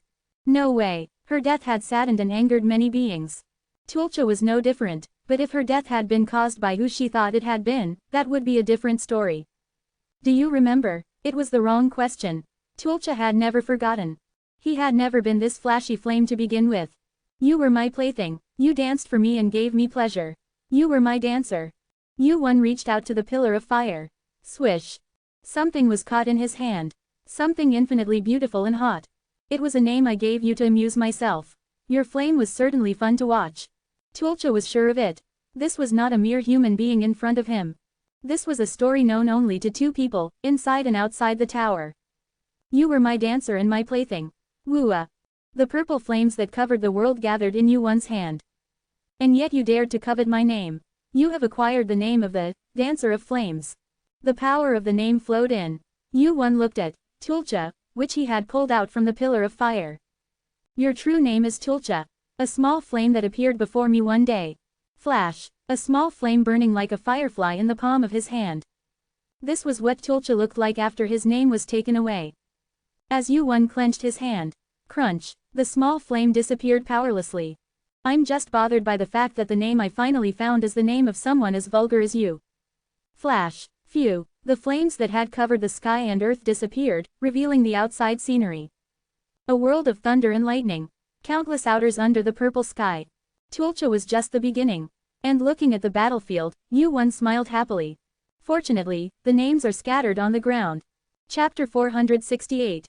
It was as if I had closed my eyes for a moment and opened them again. Oops, I didn't even have time to think that. When I came to my senses, I could see that my world had changed. Poof, the flames around me were dying out. Tulcha's fire was gone. It meant that the owner of the name had changed. Did it transfer to me? Whoosh, the holy fire that had been fiercely rejecting me until just a moment ago followed me like it used to. No, rather, it was much more docile than before. If it used to exist in the form of a skill, now it felt like an arm or a leg, like a part of my own body. I didn't remember anything, but I knew what was going on. Again, this wasn't the first time something like this had happened. It happened with Shub-Niggurath too. After that, I spent the last year searching for information about this. Thanks to that, I was able to get some clues about what happened back then. Throb. Of course. This time too, the pain in my head intensified without fail. It was a reaction that always happened whenever I tried to recall my memories, so it didn't hurt that much anymore. Fortunately, my name is still on Earth. Those words came out of my own mouth, in my own voice. But I wasn't the one who said it. Gain or loss. If I looked at the pros and cons in front of me, there were more pros than cons. However, just like the beings outside the tower, there was always danger in anything incomprehensible. That was what was happening to me and Dana right now. Throb. You were my muse, my plaything. But still, you presumptuously coveted my name. The pain in my head made my eyes crease up. Fortunately, every time that happened, my memories came back little by little. To think that I would come to understand Sun Ogong's feelings this way. I think I could understand a little bit about how that guy must have felt, living with a huge burden. At this rate, I might not be able to really come back. That was a worry I had had several times since the fight with Shub-Niggurath, as I delved into my memories of Dana. Right now, it only felt like I had blinked my eyes for a moment, but who knows? Would I be able to come back if something like this happened again? My worries didn't last long. Yuan spread his palm and bloomed the holy fire on it. Whoosh. When did I start thinking like this? I had been prepared for this from the beginning. That was the level of preparedness I had from the very beginning. Hephaestus looked delighted, as if that was good news. That's fine. Yuan had answered the one who said it was dangerous like that. It wasn't a lie to comfort the little one, who simply said he'd borrow its strength for a moment. He had meant it then. It was the same now. And being fine didn't mean being safe. It meant being okay even if it was dangerous. He doesn't even remember properly. He doesn't know how to use his powers properly yet. He shouldn't include things like that in his calculations. Variables were called variables because you never knew when they would come into play. Including something like that in his calculations could easily lead to disaster. However, Whoosh, Dancer dancing with flames controls the flame of death and decay. There was no reason not to use the name he had already earned. Rumble, flash. Amidst the flames, the sound of lightning striking could be heard. The sky flashed gold several times. He thought to himself that it was quite a commotion for someone who wouldn't even show his face. You said your name was spread throughout the heavens. It wasn't something he had said himself, but it was still something that had come out of his mouth. It wasn't something he could just let slide. Rumble. Another bolt of lightning. If he kept going like this, he would end up losing all those numerous names.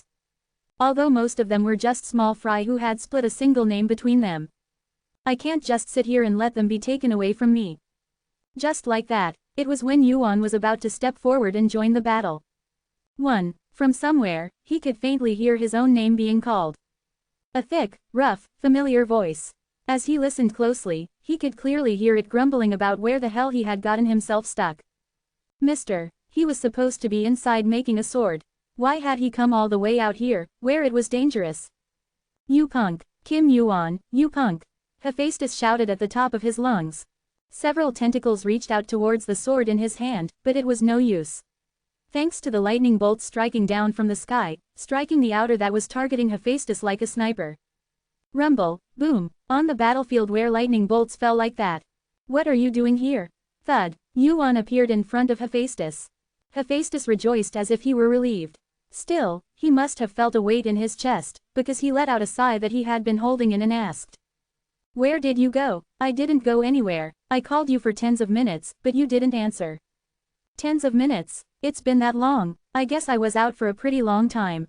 Maybe because he had no memory of losing consciousness, he had also forgotten the flow of time.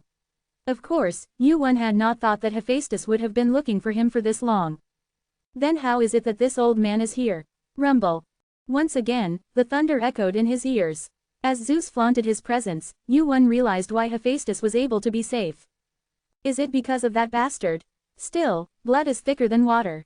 The one who saved Hephaestus in front of him was Zeus. He seemed to feel uncomfortable leaving him to die right in front of him. I know what you're thinking, but it's useless. My father isn't trying to save me, but you. What are you talking about? I've already served my purpose on Olympus. To my father, I am nothing more than a child he abandoned long ago. In his eyes, I'm just one of many rankers who are as numerous as the stars. Then why? What my father protected wasn't me, but this. Swish. Hephaestus held out the sword he was holding in his hand. It was a crude sword without any decorations, as if it hadn't been finished yet. This was what Zeus was trying to protect. Why this? He must have judged that it was useful. Probably because they are after it. At the word, they, Yuan's gaze turned to the giant eye that had descended from the sky. Starting with Tulcha, now even that bastard had appeared. Things had gotten bigger than he thought. A blacksmith is used before a war breaks out, and a warrior is used when a war starts. Right now, you're needed more than me. Whoosh. Yuan received the sword that Hephaestus handed him. The feeling in his hand was familiar. The size, shape, weight, and balance were exactly the same as before. He must have mixed two items. How is this even possible? As soon as he held the new sword in his hand, he felt a different feeling. The kusanagi that he had been using temporarily was also a good item, but he was more familiar with Hephaestus' weapon. It's okay, you'll probably like it more when you use it. A confident response. His expression looked even more confident than when he had made the Black Knight sword. Hephaestus with that kind of expression had never disappointed him. I will use it gratefully. And, swish, Susanoo rose from Yuan's shadow. Chuck. Yuan handed kusanagi to Susanoo without a word and continued. Stay with this guy until it's safe. Are you telling me to protect someone instead of killing them? Susanoo naturally complained. He had only ever killed someone, and he had never protected anyone. For a while, think of the old man as Tsukuyomi. Tsukuyomi, for a very short moment. As Susanoo looked at Hephaestus' rustic face, Tsukuyomi's face came to mind. And then the two people overlapped. Susanoo made an expression as if he was about to vomit at the sight of Hephaestus' face with long, silver hair that jingled. This ugly bastard, I don't think it's too harsh to say that in front of me. Hephaestus wasn't handsome no matter how nicely you wrapped it up. No, among Zeus' bloodline, he was closer to being ugly. I wondered if he really shared the same blood as Apollo, who was famous for being handsome. For Hephaestus, Susanoo's words were no different than digging into a sore spot. Shut up, I want to cut you down right now. Where did he get so angry? Susanoo glared at Hephaestus, even shedding murderous intent. It seemed that Yuan's words, Tsukuyomi, acted as a trigger. Anyway, Yuan ignored Susanoo's reaction and urged Hephaestus. He'll protect you well, even if you say that. I'll follow your orders. Not a very pleasant response. Of course, no matter how capable he was, there was probably no one who wanted an escort who was breathing murderous intent at him. Hephaestus is the same. Nevertheless, it couldn't be helped because Yuan had to move right away. I'm sorry, but please understand for now. Then I'll be going now. I understand that you're in a hurry, but let me ask you one more thing. Yuan, who was about to leave, looked back at Hephaestus. Considering that he stopped him even though he knew he was in a hurry, it wasn't something ordinary. When Yuan turned his head, Hephaestus hesitated for a moment before asking. That sword you brought, did I happen to make it? It was a ridiculous question no matter how he thought about it. Perhaps that was why Hephaestus's voice was trembling a little. But somewhere, there was conviction in his eyes as he asked. Yuan hesitated for a moment. How should he answer? It could be quite a long story. It wasn't a question that could be answered with a simple yes or no. Goo. That was when he was contemplating. The golden sky began to turn slightly red, and the pupil floating above it slowly began to open. It seemed like it was about to start. I guess I'll have to give you the answer later. Later he didn't hear the rest of Hephaestus's words. Yuan had flown too far away to hear it. Thud. Yuan stepped on the tentacles squirming in the sky and jumped up, looking at the huge eye floating above him. In the middle of an eye the size of a small castle, there was a red pupil. The eye, which had been slowly opening, opened halfway and looked down at the world. Was it an illusion? Yuan felt like the eye was looking down at him. And at that moment, the king of the dead is wary of the emergence of a new king. The title within Yuan trembled and rang an alarm at the eye that appeared before him. However, unlike the warning, it seems to be a pretty good name. Rather, Yuan seemed to be glad as he clenched the new sword in his hand. One name crossed his mind. In order to win this fight, he first had to blind that eye. Chapter 469. Zeus looked up and glanced above. An eye floating in the sky. I've seen quite a lot of outers, but that guy felt a bit different. Should I try it? Zeus stretched out his hand. Quirung. A huge thunderbolt was created in his hand. The king of Olympus. The result of his divinity was contained in a single spear. Next moment, Flash. As Zeus threw the spear, the world turned golden again. The spear flew towards the half-opened eye. The light emitted from the tip of the spear unfortunately disappeared soon after. He didn't even blink an eye. An expected result. From the moment the eye first appeared, I didn't think it would be this easy to deal with. I had a feeling that guy would be the biggest obstacle in this fight. I wish I had brought Hades instead. Zeus didn't even turn his head at the voice he heard from behind. Do you know about that guy? Half. If you know, you know. Half. As if asking what kind of answer that was, Zeus finally looked back at Yuan. The ground was already littered with the corpses of the outers. Among them, Yuan walked, stepping on the bloodstains pressed against the floor. That shouldn't be important now. Right, but why, Hyungnim? That guy won't be affected by lightning. As soon as those words fell, the Star of Destruction sings a song. The song of the star, inaudible to human ears, echoed. Wiggle, wiggle, thud. The corpses of the outers that had fallen to the ground and died began to move. What started as a small twitch soon came back to life as if they had died and resurrected. Most of those many outer corpses were Zeus's work. Zeus's eyebrows twitched as he looked at the outers resurrecting to the song. They came back to life. The song says it kills the living and revives the dead. Heaven and earth are turned upside down, the end begins, and misfortune and sorrow cover the world. That's quite a detailed explanation. You said you only know half. That's right, even I think I know a lot. What kind of strange words are these? At Zeus's expression, which seemed incomprehensible, Yuan looked up and said. It's a kind of firecracker. Firecracker. Yeah, a firecracker that signals the start of a fight. Explain it to me in detail. It means this game is bigger than I thought. Because of those things. Yuan's gaze turned to the resurrected outers. Their resurrection wouldn't end with just one. As a result, this was a fight that could only end by killing that eye. But why? Crunch. Is that so? Zeus nodded at the words and muttered. That's good. Quote. It's good that the fight is getting bigger. It was something Sun Ogong would say. His personality hasn't changed, has it? That's not because his personality has changed. What are you doing? Just stay still. Is it because he has traveled to countless battlefields with people like Sun Ogong and Asura? He could tell the expressions of those who were crazy about fighting. Their expressions were often filled with excitement or anticipation before a fight. However, there was none of that in Zeus' eyes. If he had to say, it was more like eagerness or relief. Emotions that didn't go well with the usual Yuan he knew could be seen in his eyes. What are you going to do? Zeus asked, making another thunderbolt in his hand. It was too obvious a question. Waruk, as if in response to Zeus, thunderbolt. The purple flames that erupted around Yuan writhed and spread around. The dancer dancing with flames controls the flames of death and decay. Waak, the world transformed into a sea of fire again, following his gestures.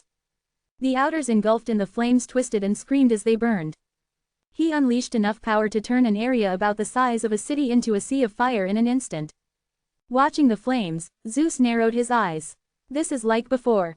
This was clearly the same flame that had burned the city not too long ago. The power of the outer that came from outside the tower. But now, that power was manifesting in Yuan's hands. I'll answer with this, but I won't let you interfere. Interfere? The black forest goat with 1,000 goats, calls the goats. Amidst the blazing flames, do you think you can interfere with me like this? Me. A familiar cry rang out. In an instant, Zeus felt goosebumps all over his body. This cry, it had been a year, but he remembered it clearly. Countless goats and Shub-Niggurath's face came to Zeus' mind. Kwang, Korong, thunderbolts rained down from the sky. He knew that the goats that had appeared now were not Shub-Niggurath's young. However, he couldn't help but recall bad memories as he watched the goats appear around Yuan and cry out. I wondered what you were doing for a year. Waruk. Yuan, surrounded by hundreds of goats with purple flames on their bodies. Looking at him, Zeus couldn't help but laugh in vain. It wasn't a waste of time. Fortunately, he thought so. Turning his body so that Yuan couldn't see, Zeus smiled faintly and raised the thunderbolt in his hand towards the sky. Korong, a rain of thunderbolts fell from the sky.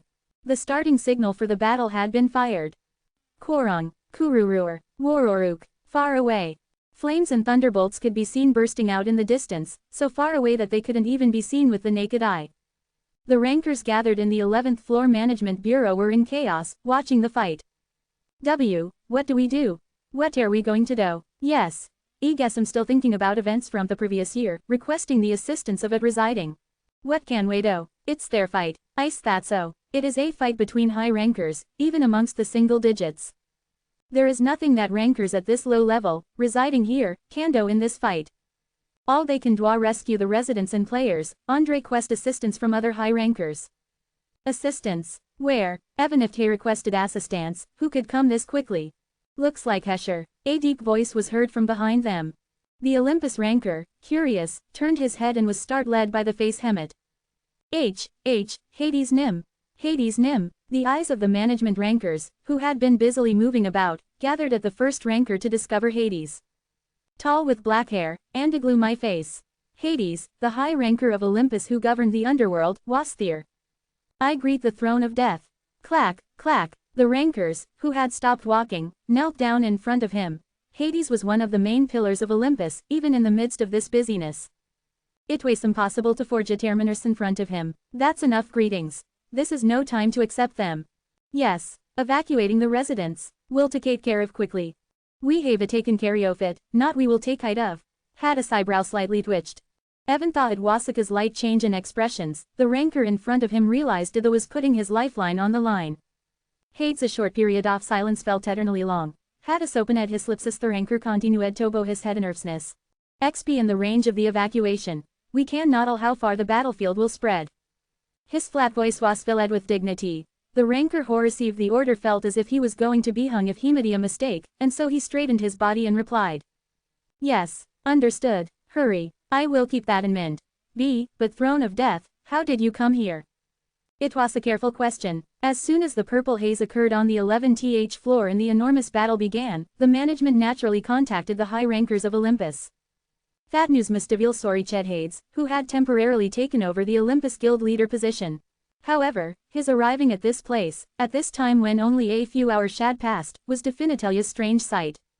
Even if he was one of the most powerful of high rankers, it was impossible for him to arrive this quickly. Of course, the same went for Zeus. I followed my younger brother, who suddenly became foolish. The reason why Hades was there. Hebagonto speak, looking at the lightning bolts that Zeus was firing. Look at the state of things. Yes, it seems like what happened a year ago comes to mind, the intruder who requested support. Poof, black smoke scattered from the spot. Just a moment ago, Hades was clearly standing here. Did he come to give a warning? The 11th floor is Olympus territory. If the battle here were to cause many casualties among the civilian residents, it would be like smearing mud on the face of Olympus. It was a direct order from Hades. Either die here or die there. In any case, there was no choice but to move. Everyone, head out to the scene. Don't let a single resident die. Crunch. The goat's teeth bit into the tentacle. It chewed on the bitten tentacle, and the goat let out a small cry. Bah! Creak, creak. The bodies of the outers went into the goats' mouths one by one. And the fragments of the names that had possessed the outers were possessed by Yuan one by one through the goats. You have acquired a fragment of the name. You have acquired a fragment of the name. A fragment of, closing square bracket. Your magical power increases slightly. Messages rang out without ceasing. As expected, it was Shub-Niggurath's name. Even if the same name was split into hundreds or thousands of branches, the size of each name was different. No matter how much the sea is divided, it is still the sea. The rank of a single nameless goat surpassed even a considerable name. Bah! Yuan, who was riding on the goat, looked around the battlefield with his arms crossed. Kya, an outer resembling a giant dinosaur covered in hundreds of millions of scales approached the goat that Yuan was riding on. Oh, this time, it's quite a big one. Yuan's eyes lit up with admiration as he looked at the guy. He was getting a little bored because there were only small fries. Kwang! At that moment, a wave of golden lightning struck and pushed away the dinosaur. The dinosaur's entire body was charred black in an instant. Still, it seemed to be worth its weight in gold as it writhed around for a moment before collapsing to the side. Why are you interfering? Yuan turned his head and looked at Zeus. It was difficult to get his name back properly when he was charred like that. They were both equally dissatisfied. Unlike Zeus, who was busy moving around, Yuan just waved his hand while riding on the goat's back. What are you doing here? It was a question asking why he wasn't fighting properly. Yuan looked at Zeus' eyes, which had almost disappeared, and replied. I'm waiting. Yeah, for who? A card to deal with that guy. It was another incomprehensible answer. The two men fought together but fought separately. And in a short time, Zeus wasn't the only one who was curious. But you're not tired just because you fought that thing, are you? Zeus' breath seemed a little rough. What the hell happened to you in the meantime? Chapter 470. Zeus briefly shut his mouth at Yuan's question. The one who was about to reprimand Yuan for not fighting properly became speechless. For Zeus to become speechless. It was a scene that was hard to imagine. Did I hit a nerve? I'm fine. Why are you late to answer? Yuan's eyebrows twitched. He couldn't hide his expression. It seemed that he was definitely not okay. Suddenly, Odin's story crossed Yuan's mind. You made a deal with an unknown robed man. A deal. The fight with Shub-Niggurath a year ago. He recalled the foolish chaos moving in that fight. Did you make a deal with that guy too? You're sharp. A quiet exclamation. It was affirmation, not denial. Unlike Mimir, Yuan was quite surprised that it was true.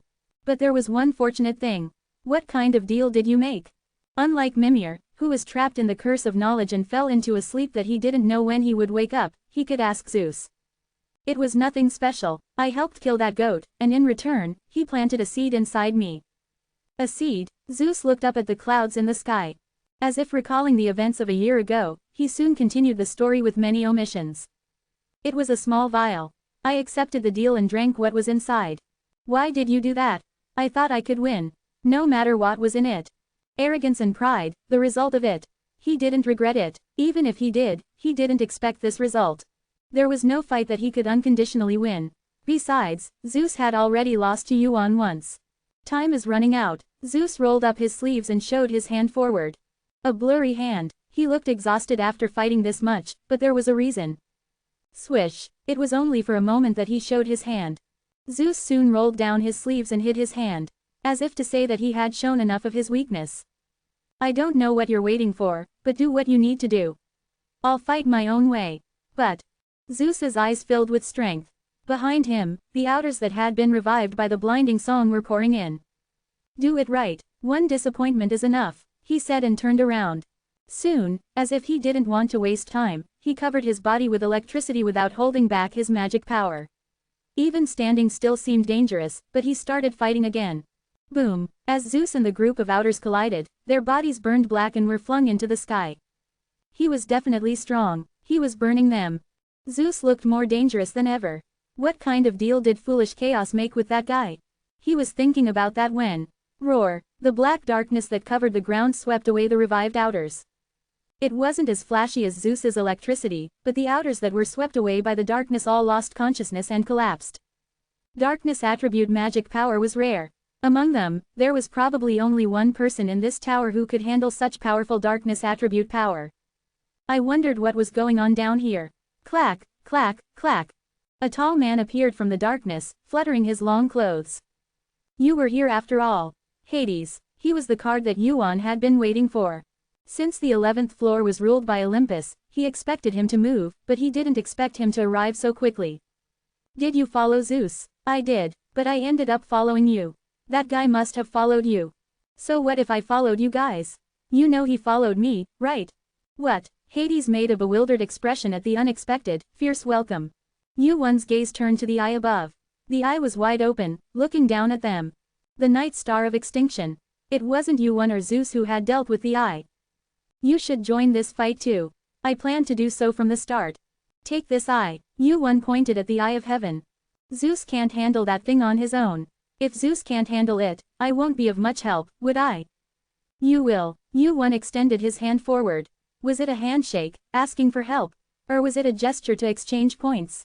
What is it? You're not taking it. He didn't know what he was doing, but he couldn't just leave the offered hand hanging in the air. Hades took Yuan's outstretched hand. And at that moment, King of the Dead is identifying its master. King of the Dead is determining compatibility. The scenery before Hades' eyes changed. Quote exclamation mark quote. Deep under the sea. His body was floating in it, and he could see all sorts of spirits. The Sea of the Dead. The gazes of the beings swimming in it all turned towards Hades at once. The Sea of the Dead worships you. Title, King of the Dead acquired. Hades, whose focus had disappeared. Yuan felt regret at Hades' reaction. It's a shame, but this is better. The King of the Dead was originally Hades' title. He had obtained the authority of the dead, which was created using the Black Divine Stone, and the title of King of the Dead, which Susanoo had, to raise his rank. Even in his prime, Hades had entered the top 30 rankings, surpassing many high rankers who had obtained many divine titles. The King of the Dead was a title meant for Hades from the very beginning. It wasn't something that was obtained as a reward from Susanoo's dungeon like Yuan, but rather a case where the title itself chose its master. More than anything else, that guy is Hades' responsibility, after all. The one he would face now wasn't that guy. The Night Star of Extinction was a big name, but he had to look a little further ahead. Wu Wang, the tip of the sword in his hand trembled, as if it couldn't hold back any longer. Then, Yuan's head turned up. He felt like he had to hurry, even to appease the crying sword. Kwa Dodik, the giant's strength is imbued in your legs. The giant's strength imbued in both legs. With that strength, he jumped up to the clouds with all his might. Squirm, the Night Star of Extinction. The eye with the true name of Gross looked at Yuan. A gaze asking how he dared to climb up here. Was it trying to block Yuan's path? A small human figure appeared squirming in the red pupil. And before it, Quirang, Zeus appeared and grabbed the red figure by the neck. If you want to live, stay down there and keep sulking. Hick, Zeus' gaze suddenly turned to Yuan, who was further up. It was enough that he had created an opening for a moment. Now all that was left was, of course, Quirang. Even if I don't do anything, I'll kill you. Flash. The red pupil was wrapped in golden lightning. Yuan didn't stop, even with the loud thunder and the halo of light erupting below. Like that, above the clouds, he reached the place that looked like a purple sky. Thwack, rising above the clouds, Yuan met the one who was waiting for him. You came after all. The foolish chaos, who had been watching the situation from below the clouds, looked at Yuan. How many times had they met like this? It was hard to count the exact number. However, among them, Yuan was standing before the foolish chaos with his sword drawn. I knew you'd come, Chuck. The clouds were firm enough to stand and walk on. Thanks to that, there was no need to waste magic power to step on the empty void. Yuan approached the foolish chaos. I knew it, now or later. Then you should have run away. I did run away, but you'd follow me anyway. But it seems like you misunderstand something. What? I didn't do this. I was just watching. It doesn't matter. These guys will protect you anyway. Squirm, swoosh, tentacles and fog wrapped around the foolish chaos. Above it, a banquet of names was spread out. The habit of guarding the leader of the pack is the same everywhere. He had known that since fighting them a long time ago. Are you going to use me as bait? There was laughter in the foolish chaos's voice. Do whatever you want, I have nothing to lose anyway. He didn't get up from his seat and hid behind the other outer gods. Yuan looked at the foolish chaos with curious eyes. Although his main body hadn't come over yet, he had still gained Shub-Niggurath's name. He thought that he would at least pick a fight. He won't go down that easily. Or, does that mean he has no reason to fight here? It didn't matter either way. If there was no reason to fight, he would just have to make him fight. Glance. Yuan's gaze turned to the tip of the sword in his hand. Opening square bracket single quote question mark opening parenthesis. Incomplete is confronting an otherworldly being. Opening square bracket single quote question mark opening parenthesis. Incomplete awaits your choice. As his mind was set, the sword reacted. Clang. Yuan knew what this sword was made of. The otherworld sword was made by melting down Hephaestus's hammer and using his fist as a hammer. And this was a sword that the current Hephaestus had made by melting down that otherworld sword. The purpose of the sword's creation was only one thing. To cut down the otherworldly beings in front of him. Whoosh. The flames of death and decay. The power of the name known as the sacred flame was revealed. Flames spread around Yuan. The power of the name danced around the sword, clamoring for him to use it. It was an unfamiliar feeling. It was definitely different from when he had handled the sacred flame until now. There was one reason for this unfamiliar feeling. Is it because of the name? Sacred flame. Flames with the name of the flames of death and decay. Originally, the name was 2 in 1. The flames that danced with the name meant the flames of death and decay. And now that the two names had become one, the flames finally burned perfectly. Whoosh. Yuan wrapped the flames around the tip of his sword. Let's swing it. He drew a circle with the tip of his sword. Boom. Along with the outer gods, he cut through the purple clouds in the 11th sky. Boom, boom, boom. Hundreds, thousands, tens of thousands of branches split from a single sword strike. The bodies of the outer gods were torn apart, and their bodies burned to black ash in the flames. The flames created a storm, and the sword strike didn't stop. As if possessed by something, Yuan swung his sword again. Dancer of the flames, controls the flames of death and decay. Boom, another strike, whoosh, and another strike. The sword wrapped in flames didn't stop. Like a single dancer, Yuan's sword tipped suddenly. Boom, headed towards the foolish chaos, who had been sitting as if this fight had nothing to do with him, and flutter, tore off the robe that had been covering his face. Chapter 471. Crackle, boom, thud. Where the lightning had flashed and passed. The red eyes that were floating like the moon blinked slowly. Zeus felt his heart sink for a moment when he saw that there was no significant reaction to the attack. This is annoying. It would be better if they just fought fiercely. However, the eyes just floated there, doing nothing. All they did was revive the outers that were in their line of sight. It felt like he was fighting an intangible necromancer. Roar! A spear was created once again in Zeus's hand. He gripped the thunderbolt in his hand like that, but Zeus did not throw it right away. He knew it too, that throwing the spear like this was just a waste of energy. I need a different way to bring that down. The strategy was wrong from the beginning. He knew that much. However, the problem was that even if he knew that, it didn't mean he had a good solution. As Zeus faced the eyes with a thunderbolt in his hand. You seem to be struggling quite a bit for someone who doesn't fit in. Swish, the black darkness rushed in, pushing away the bright halo that Zeus had created. There was no need to be wary, because he knew who this darkness belonged to. How did you get here? You're giving attitude to your older brother who came to help you. I don't think you'll be of much help. Zeus's voice trailed off. Something was strange. He wasn't particularly close to him, but they were still brothers. Maybe that was why, but Zeus could sense the change in Hades. What are you thinking? I was thinking that maybe the person Kim Yuan was waiting for was you, Hung. Waiting for me. Hades, who was wondering what this was about, soon recalled the title that had been given to him. King of the Dead. The one who had given him that name was Yuan. His actions were as if he had known in advance that he would come to this place. You should join this fight too. Hades realized belatedly that he had become Yuan's pawn and moved. King of the Dead. The title he was given wasn't free. He looked at the eyes that were blinking slowly at him and Zeus. Was he asking him to take care of those eyes? Looks like he was waiting for me. It seems you have been waiting for me. It was such a powerful blow that it would affect even the heavens. Despite her poor physical condition, the fact that she had thrown such a large spear meant that she was confident. If that was the case, then she had waited for the right person. Sutsuatsu. A black shadow fell over the star's pupil. The King of the Dead devoured the eye and absorbed the power it brought. Creak. The pupil, which had not moved even under Zeus's attack, shook. Cracks began to appear on the red eye, like a shriveled eyeball without moisture. A star that revives the dead and kills the living. Hades could see it in his eyes. At first glance, it looked like a red eye, but it belonged to neither life nor death. Neither dead nor alive, a coward who fears both sides. The King of the Dead said. That eye should not be killed, but revived. In order to directly damage the red eye, it had to be resurrected and brought into the world first. King of the Dead revives the star of the night that brings destruction. Wang, Wu Wang, Wang Wang. The red star shook. The star that revived the dead and killed the living on the boundary between the afterlife and life was revived by the King of the Dead. That's why that bastard gave me this power. The star, which cried out in pain, had no power to protect itself. The King of the Dead, who saw the souls of the dead and revived their souls and bodies, was like a natural enemy to the red star. Of course, the red star did not just stand there and take it. Star of the night that brings destruction, resists, King of the Dead. Ping. In an instant, the vision before his eyes shook.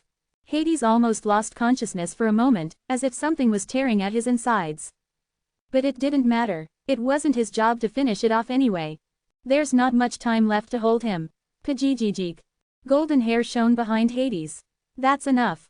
Zeus gripped a giant thunderbolt that was dozens of meters long.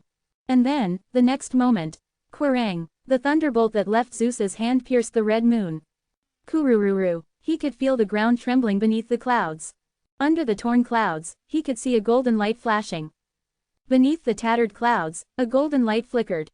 The flames that flew off the tip of the sword tore through the body of the foolish chaos. The foolish chaos, engulfed in the fire demon, offered no resistance. Flame Dancer controls flames of death and decay. It was a powerful blow that would affect even the heavens. Despite his poor physical condition, the fact that he had thrown such a large spear meant that he was confident.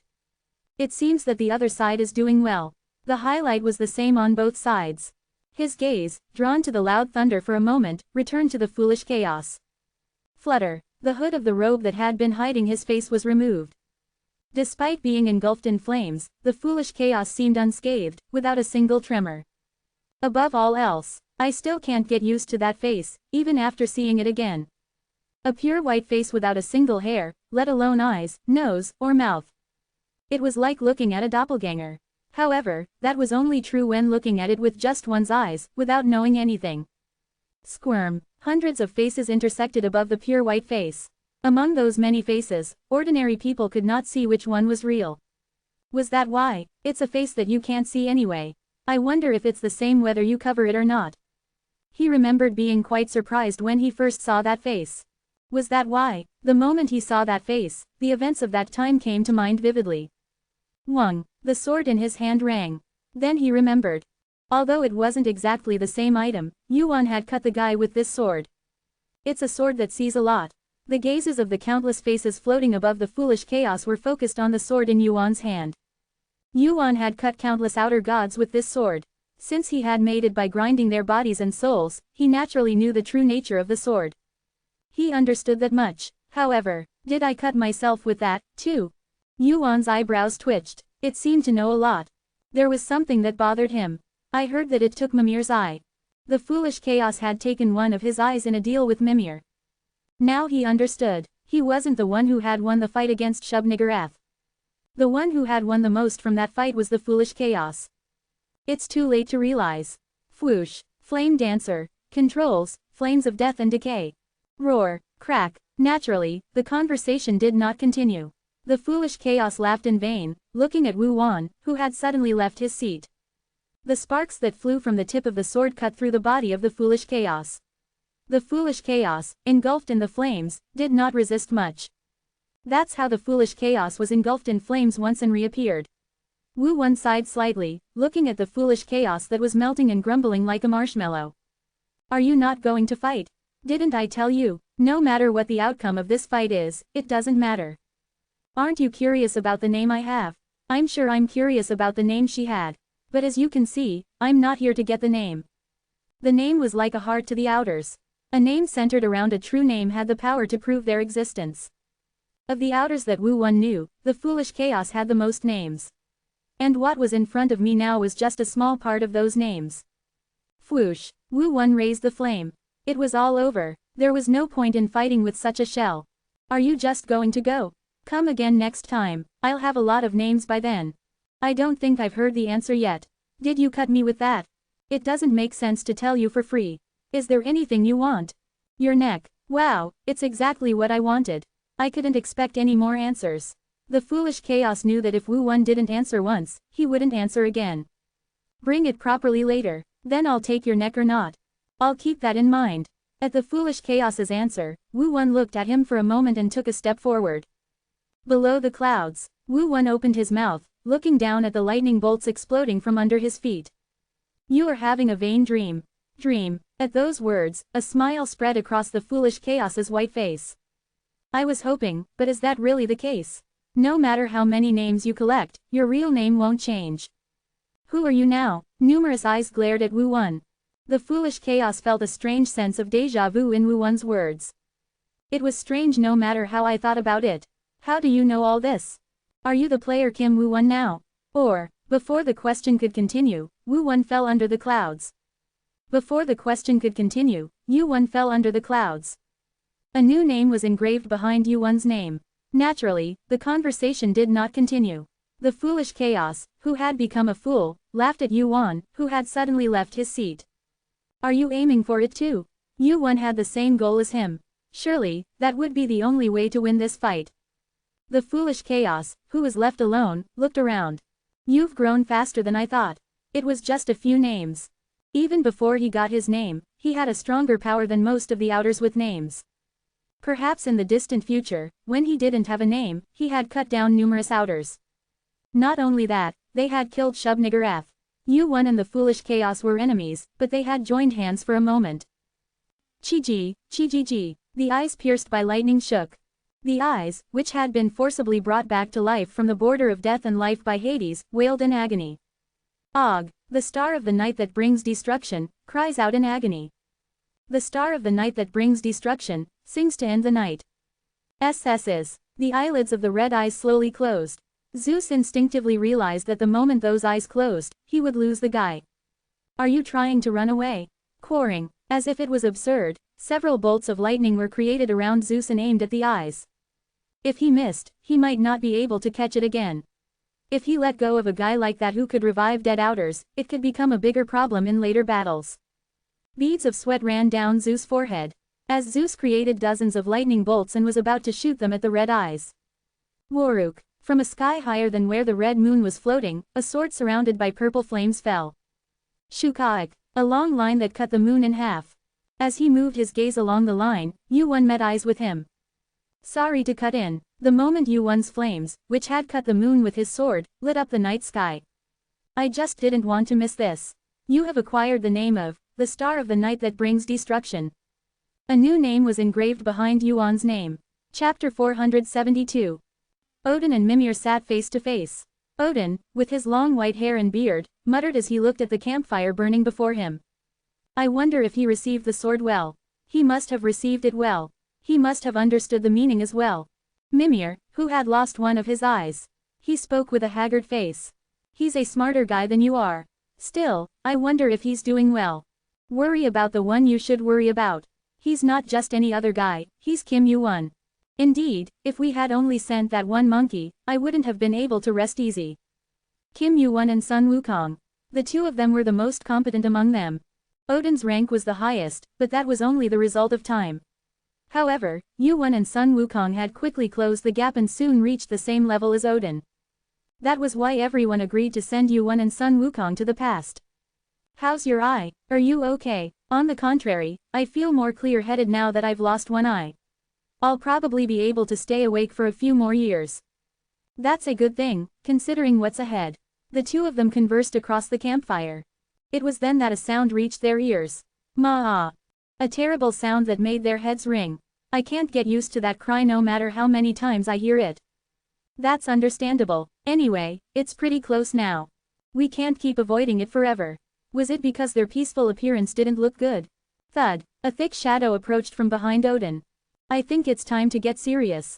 There was only one of their companions who had a shadow big enough to cover Odin's entire body. Hercules, are you back? After seeing Yu-1 and Sun Wukong off, he had not been seen again, but now he had reappeared. With only one arm left, he refused to hide from the outer gods and rushed outside. He said he would continue to fight. Shub-Niggurath is near. I know, it's looking for us, it has already found us. Despite his warning, the two of them did not seem very flustered. That wasn't all, the other survivors were the same. A heavy atmosphere hung in the air, a tension that was much tighter than usual. Hercules could see their determination. I see you're planning to fight. We had to settle things eventually. Your body, are you okay? Odin nodded at Hercules. Question. Yes. Crackle, crackle. The campfire that had been burning for a long time was reflected in Odin's eyes. Whoosh. Purple mixed with the burning red flames. It was a change that had begun to occur as Shub-Niggurath drew nearer. We have to settle things. At Odin's determination, Hercules closed his eyes for a moment. Heracles briefly closed Hysia sought Odin's determination. Even when Olympus was destroyed, Hesht id not she das much ash as he did now, I'd ascertain hatha was not well. Just try a little harder. Quack. Looking at the direction from which Shub-Niggurath's cry could be heard, Hercules gripped the club in his hand tightly. We're not just holding our hands, either. Hercules turned his head. The fight against Shub-Niggurath. That's why could if you can Radesh Shavagathi read here. And among them, are you going to keep hesitating here? Jebek. Heracles' expression trembled at the appearance of his most troublesome comrade. A man displaying an arrogant face appeared behind them. Let's go. Zeus turned his head towards Shub-Niggurath and said. The night was over. The 11th floor had become a mess. Even though it wasn't a long battle, an entire city was completely destroyed and turned into a sea of fire. Yu-1 found a relatively intact building. It was too far from the management bureau, so it was a temporary place to rest. Thud. Creak. Zeus, who had been sitting on the old bed, bowed his head with difficulty. In any case, he was the one who never bowed his head or showed weakness. He seemed to be quite tired. I thought you were going to keep fighting. Tisk, tisk, Hades, as if he were disappointed, looked down at Zeus like that. You've been doing this the whole time. I'll be fine if I rest for a while. Don't worry about it, brother. You're not very convincing when you're gasping for breath like that. This was the first time he had seen Zeus so weak, so Hades looked at him with some concern, even though he said so. Was this why? The reason you left? You seem to be sure already, so does it make sense for me to answer? Zeus raised his head and glared into Hades' eyes. As the two of them locked eyes in the void, the building they had just found began to shake. Leave the sibling rivalry for later. Not when I'm here. Yuan, who didn't want to go out in the streets again, stopped the two of them. Then, Hades, who had been glaring at Zeus for a moment, strode out. As he said, he would deal with the sibling rivalry later and take care of business first. After Hades left like that, did you follow me right away? Yuan asked the question he had about Zeus' appearance. What's so good about that dark man? Why are you here? I followed Thesky.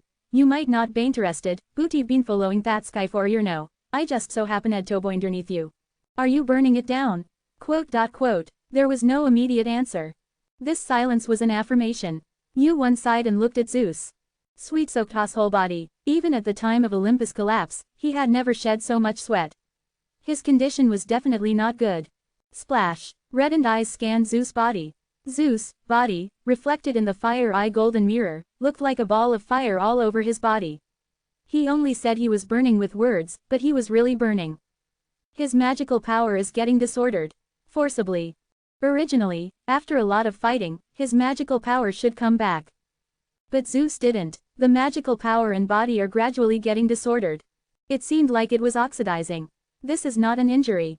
Zeus' condition, confirmed by the fire-eye golden mirror, was more serious than he thought. He's disappearing. In this state, there is nothing to do but treat the injury. Zeus was an important force. If possible, it is better to keep him alive. However, there's no way right now. There was no such disease anywhere in this tower. Of course, Eugene didn't have the means either. Don't push yourself too hard. There may be another way. It's useless. I'm not weak enough to worry about you. Zeus, who had barely caught his breath, wiped the sweat from his forehead and got up from his seat. Zeus, who was hurriedly tidying up his clothes. He tried to ask with a calm face. What are you going to do in the future? Eugene paused for a moment at the question. Eugene, who had been thinking for a while, answered the question. The direction will not be different from yours. Direction. I will also find the sky you were looking for. I thought I had something else in mind. It was an answer that was too obvious to think about. He couldn't find another way, but it seemed that his expectations were too high. But, there is one thing I will find. A story that caught Zeus' interest came out of Eugene's mouth. Find? What? There is. That kind of thing. Why are you talking about it when you don't even think about telling me? I feel ignored. And this time, I can't move with you. I don't think so, but what's the reason? Because I'm going to move with Pandora this time. Zeus' eyebrows twitched at the name mentioned by Eugene. Pandora. She ran into him desperately when she saw him. Even though she must have known that she wouldn't be able to fight, it was tiring to stop her from running to kill her, even for Zeus. Even more so, it was hard to dream of accompanying such a Pandora. We seem to have come together. It was hard to drop it for a while. I only knew how to make swords, but if I knew you were going to fight like this, I would have come with you. Eugene shrugged his shoulders and asked Zeus, who had calmed down a bit. Can I ask you one thing? What? It's the box you gave Pandora. An item known as Pandora's box in the world. It was none other than Zeus in front of him who had given her the box containing the power of the outer. Where did you get that? The title should have definitely disappeared. A black soul floating next to Wu-1. Susanoo's soul cried noisily as if he was complaining. Why the hell am I still stuck next to you? The first time he became Wu-1's summoner was when he obtained the title, King of the Dead. The King of the Dead was a title that was like a dream to players of the Necromancer class. Wu-1 obtained that title, which Susanoo originally had, and made him his summoner. However, right now, that title had been passed on to Hades. But Susanoo couldn't leave Wu-1's side. Why, are you hoping that you can get away from me? I've never thought of leaving you. It's true that I get to fight a lot when I'm next to you. But why? I don't understand. How did this happen? Since the king of the dead had disappeared, it would be normal for Wu Wan's abilities as a necromancer to disappear. Since he was the original owner of the title, Susanoo's question was natural. Is this also because of the power of that, the name or something? You know well, do you really plan to collect all of that? Shub Niggurath, Tulsha, and Groth, Wu Wan had obtained the names of numerous outer gods in addition to those. Every time he obtained a name, he felt as if the blank memories were slowly regaining their color. That was why Wu Wan couldn't put off collecting the names any longer. Wu Wan paid the fare and got off the ship. Wu Wan, who had returned to the 10th floor, the Murim world, walked to the inn where he had stayed for a short while. Is that why you allowed Pandora to accompany you? Susanoo asked Wu Wan, who was walking. It was a sharp question. Wu Wan nodded and looked at the inn that was now in sight. The inn where he had left Pandora alone, saying that he would be back soon. He could already picture the reaction that she would show. I'm going to get scolded when I go in. There's going to be a mess. Of course, there will be. A sigh escaped his mouth. His journey with her would probably not be very pleasant. Most of the paths that Wu Wan took were thorny, and he had decided to walk that path with her this time. He also felt sorry for leaving her here, and for what they would do together from now on. In fact, no matter which side he chose, he would feel sorry for her. You're right. On the way to the inn, Wu Wan, who was about to pull the doorknob, stopped for a moment and said, "What do you plan to do in the future?" "I plan to collect names." It was also an answer to Zeus's question. Shub Niggurath, Tulsha, Groth. Numerous names that had come from outside the tower and had not yet been revealed. To gather those names under one name. If possible all of them. That was Wu Wan's answer to Zeus's question. Chapter 473. As expected, what greeted the returned Wu Wan was Pandora's fiery fist. He had barely left her behind, saying he would be right back, but his right back turned into several days, so she greeted Wu Wan with such a fierce reaction. Wu Wan's reaction was not much different from when he had been hit by Hephaestus. He could have dodged it, but he took the hit. He hoped that the impact on his fist would help her vent her anger a little. How many people do you plan to use that crude method on? I'll have to dodge next time. It hurts more than I thought. Wu Wan frowned, clutching his stomach, which had been hit by Pandora's fist, with one hand. Pandora's fist was hotter than he thought. It was more shocking than he thought to take it without any preparation. I'd rather be hit in the head by Hephaestus' hammer. But when do you plan to stay here until? Well, it's been a long time since I've been outside. It's a bit of a shame to go in so quickly. I'll call you back soon, so go in for now. There will come a time when you will have to fight even if you don't want to. Well then, I'll be waiting. Poof. The spirit of Susanoo, who had been hovering around Wu Wan, disappeared. It seemed that he had been bored for the past year, as he had not been called to fight Susanoo. Wu Wan, who had been fondling his sore chest, got up from his seat. In the meantime, Pandora was watching Wu Wan from the side of the door. Does it hurt? I'm fine, it's just this much. Pandora followed Wu Wan as he went out the door. Wu Wan glanced at Pandora and asked, "Are you really okay? What? The fight might be pretty tough.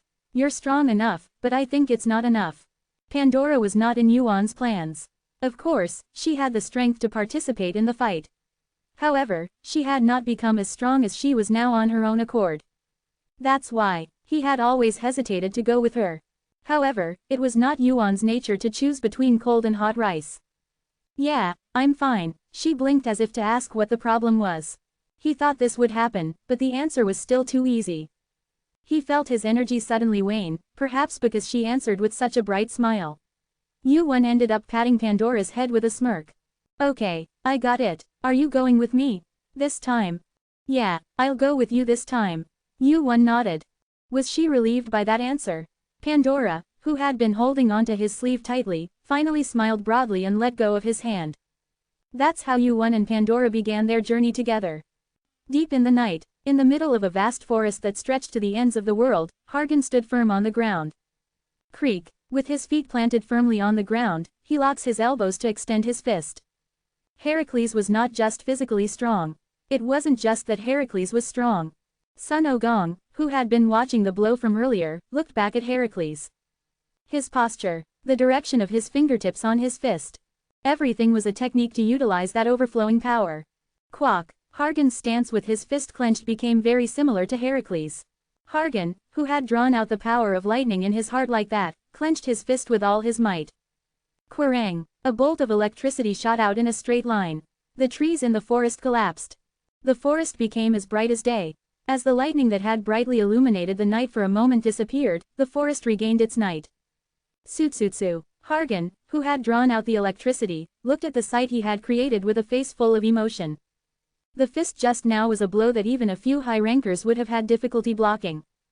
Hargan, who looked down at the electricity remaining on his fist, muttered. Done, it's only an imitation for now. But his fist definitely resembled Heracles. Clap, clap, clap. Hargan's head turned at the sound of applause from behind. Of course, it would be Heracles, Hargan thought as he turned his head, but his eyes widened. The form is quite convincing. Zheqian De Sung. A man with long white hair sitting on a thin branch that seemed like it would break at any moment. It was Sun Ogong. The end of the world. He had thought that there would be no one else there except for himself and Heracles in such a distant place, but suddenly, out of nowhere, here was the great sage, the equal of heaven. Chick. Seeing Hargan, who had taken a step back without realizing it, Sun Ogong stopped clapping and asked. What's wrong, are you scared? Scared? I'm not going to hurt you. You're Kim Yu-won's friend, and even Heracles' younger brother. Sun Ogong shrugged his shoulders and lightly jumped down from the tree. So don't be so scared. A friend of a friend is a friend, right? Sun Ogong tried to smile, but Hargan couldn't approach him easily. Even if you say that. Coo. A strange sense of oppression was felt behind Sun Ogong. Because of that, Hargan felt like his heart was going to burst. If you release your energy like that, anyone would be scared. Kung. At that moment, another giant appeared from the forest behind. Heracles, who had been with Hargan for the past year. He had woken up from his sleep, feeling Sun Ogong's presence in the middle of the night, and came outside. Ah, sorry, I didn't mean to scare you. If that was the case, you could have just called out. I wasn't just trying to call you. The sense of oppression felt behind Sun Ogong, who laughed like that, disappeared. Then, strangely, Sun Ogong, who had looked like a giant monkey monster just a moment ago, felt like a village idiot. His stuffy breath became clear, and he was finally able to breathe. Sun Ogong glanced at Hargan like that. You lost your lightning. Having watched the previous blow from above, Sun Ogong now looked back at Heracles. You've raised him well. He uses lightning, a path he had already walked once. He was also quite talented using his fists. Hargan's talent was overflowing from the beginning. If not for Yu-won who had climbed the tower with him, he would have swept most of the rankings of the past tests as number 1, and his bloodline as a pure blood was the blood of Zeus. In addition, he had Heracles as his teacher, so it was only natural that he grew quickly. At this rate, he probably won't struggle too much. His experience won't be bad either. Yes, experience. Hargan looked at Sun Ogong and Heracles alternately, wondering if there was something else he didn't know. Heracles' reaction seemed quite calm for an unexpected guest. Judging from his expression, it seemed that Heracles knew about Sun Ogong's visit. But one person is late. There seems to have been some work below. Roar. Sun Ogong's eyes burned red. Fire-eyed truth. The eyes that symbolize the great sage of heaven, who could see through the truth of all things and see 1,000 li away. But he arrived a little faster than I thought. Pasarik. Another guest emerged from the bushes. This time, it wasn't one person, but two. Sun Ogong, who found the guest, smiled broadly and waved his hand. What, you even got a pretty girlfriend? Don't talk nonsense. Don't pretend you don't know. Yu-won, who had arrived at the meeting place, cut off Sun Ogong's teasing like a knife. However, Sun Ogong, who was used to such conversations, looked at Pandora with a grin as usual. Right, that's right, Pandora. Pandora stuck close to Yu-won's side and glanced at Sun Ogong. The friendly Sun Ogong waved his hand at her, but Pandora turned her head away. Since they would have to move together for the time being, it would be nice to get close in a hurry. But hoping for that is a bit difficult. Pandora was just following him. He couldn't expect her to have the same camaraderie or bond with him and Sun Ogong. It wasn't bad to ease the boundaries little by little. Is this your first time seeing her face? Probably. What would we have to meet for? Pandora was a beauty that anyone who saw her for the first time would lose their minds over. Even Hargan, when he first met her, had the illusion that the world had stopped for a few seconds. But Sun Ogong didn't have that. But you seem to hide your face a lot. Understand, I have my reasons. Are you talking about that thing related to her father? Don't ask if you know. Don't mention the name just in case. She seems to get angrier than she looks. I know about that too. Yuan, Sun Ogong, and Heracles talked. In the meantime, Hargan watched the situation blankly, wondering what the situation was.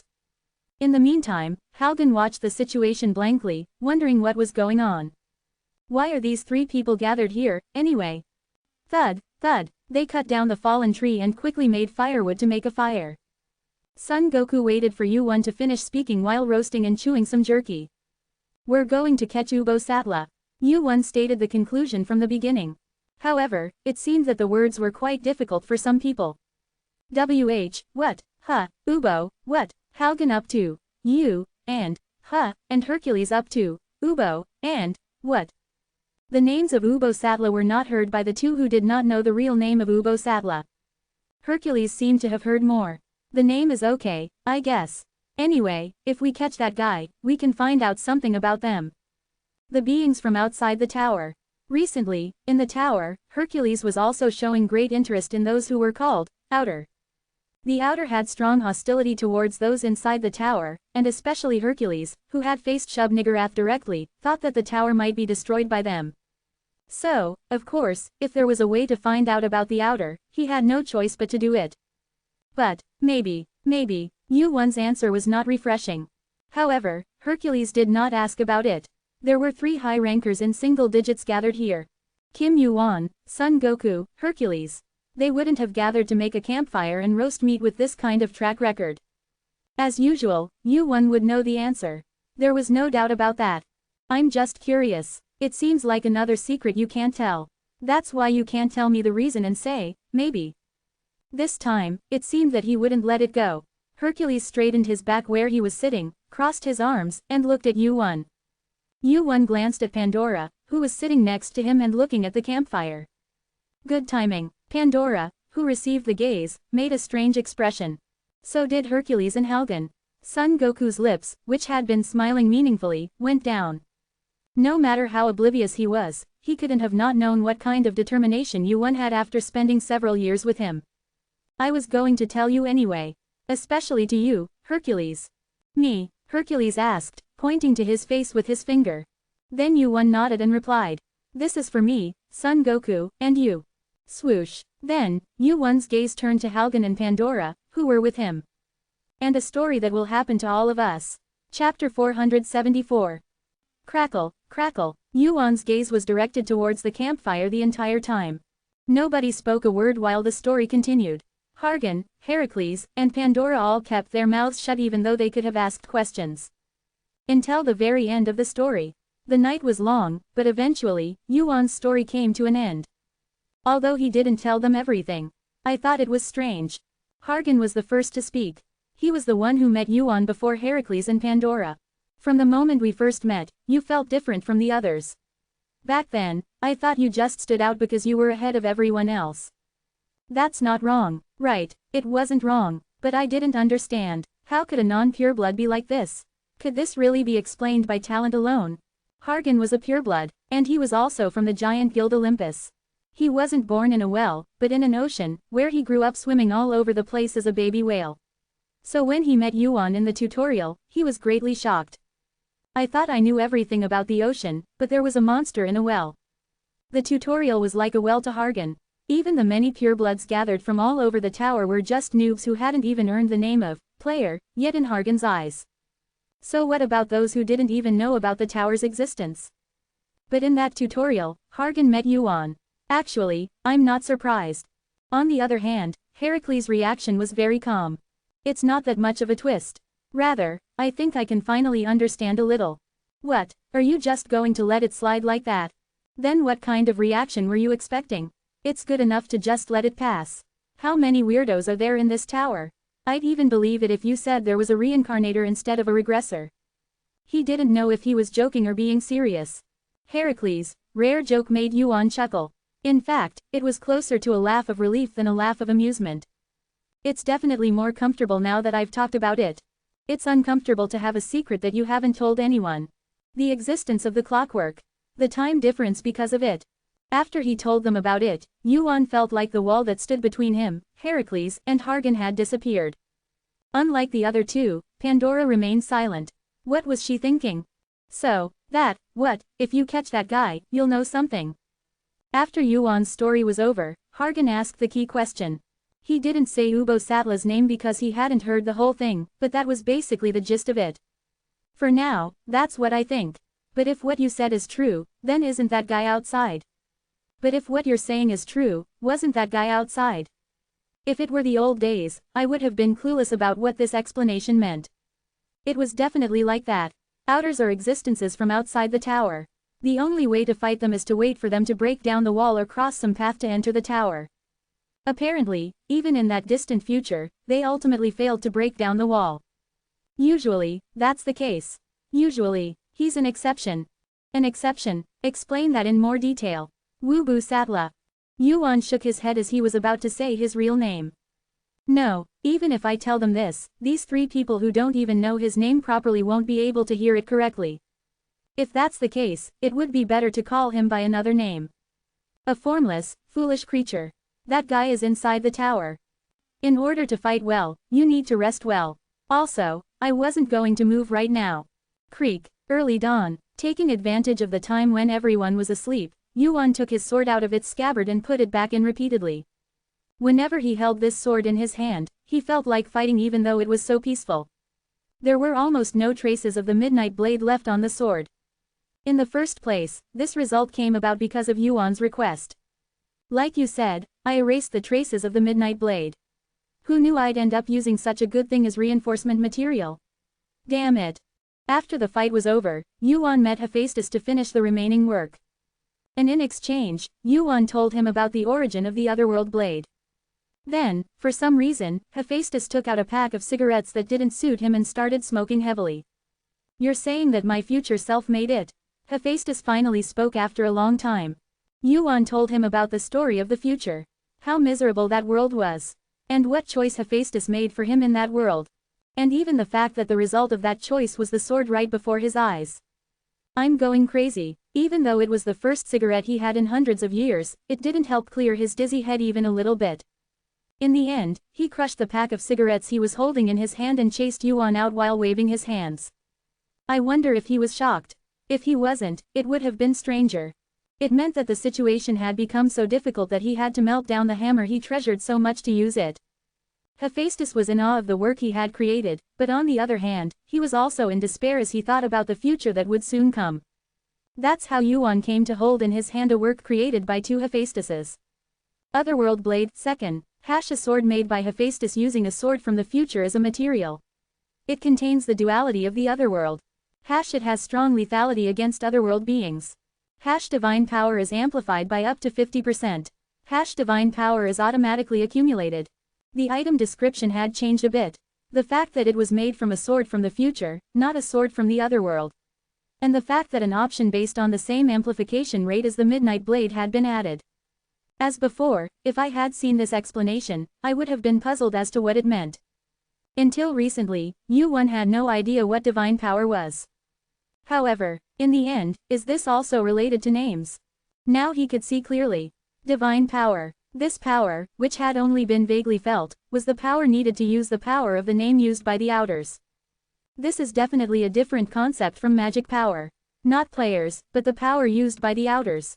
What are you doing? A voice suddenly cut in without warning. Yuan's eyes turned upside down as Sun Ogong's face appeared before him. Sun Ogong had crouched down behind Yuan, who was sitting lost in thought, and lifted his face upside down. Yuan flicked his hand as if to catch a fly and chased Sun Ogong away. Wow, what a bore. You're not fun at all except for fighting. Don't make a fuss and go to sleep. I can't sleep, but what are you thinking? Okay, actually, it won't make a difference if I think about it more. It was the same whether it was about Hephaestus or the otherworld sword. Neither of them would change no matter how much he thought about it here.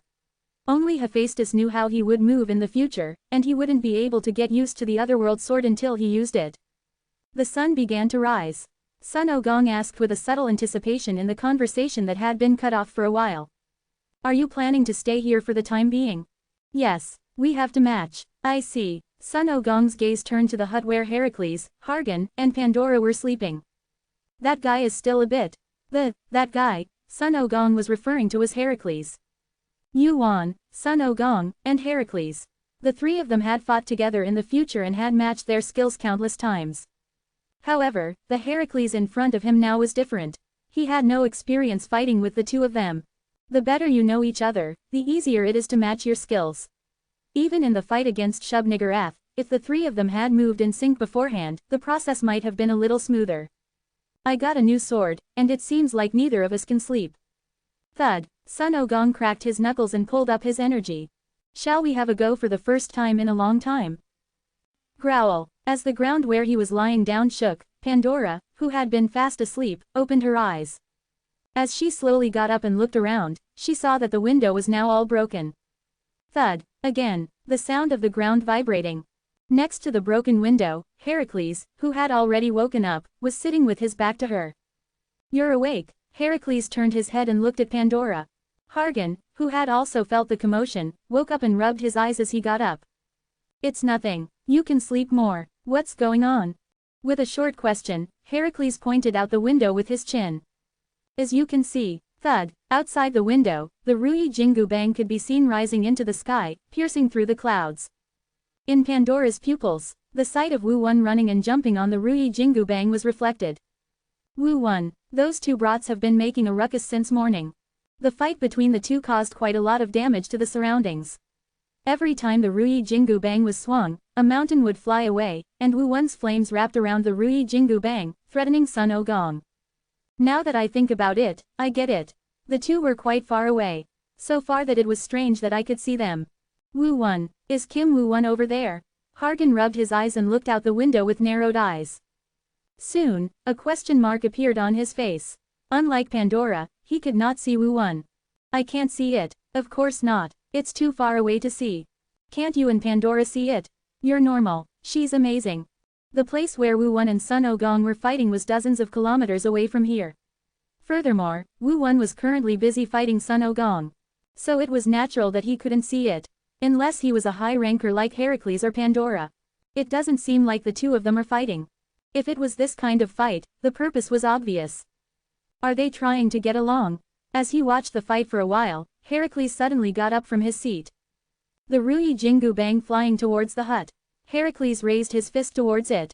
Thwack, clang, the flying Ruyi Jingu Bang went up into the sky. As the fist that had struck the Ruyi Jingu Bang felt numb, Sun Ogong and Wu Wan could be heard arguing in the distance. Thud, Heracles, who had struck the Ruyi Jingu Bang, landed on the ground. In an instant, his forehead was covered in veins. They're fighting like crazy. Perhaps they were fighting with peace of mind because they knew he was here. Hargan, yes, take Pandora and stay further away. Very, very far away. Even so, he couldn't help but feel annoyed. If possible, don't leave her side. You don't want to die, do you?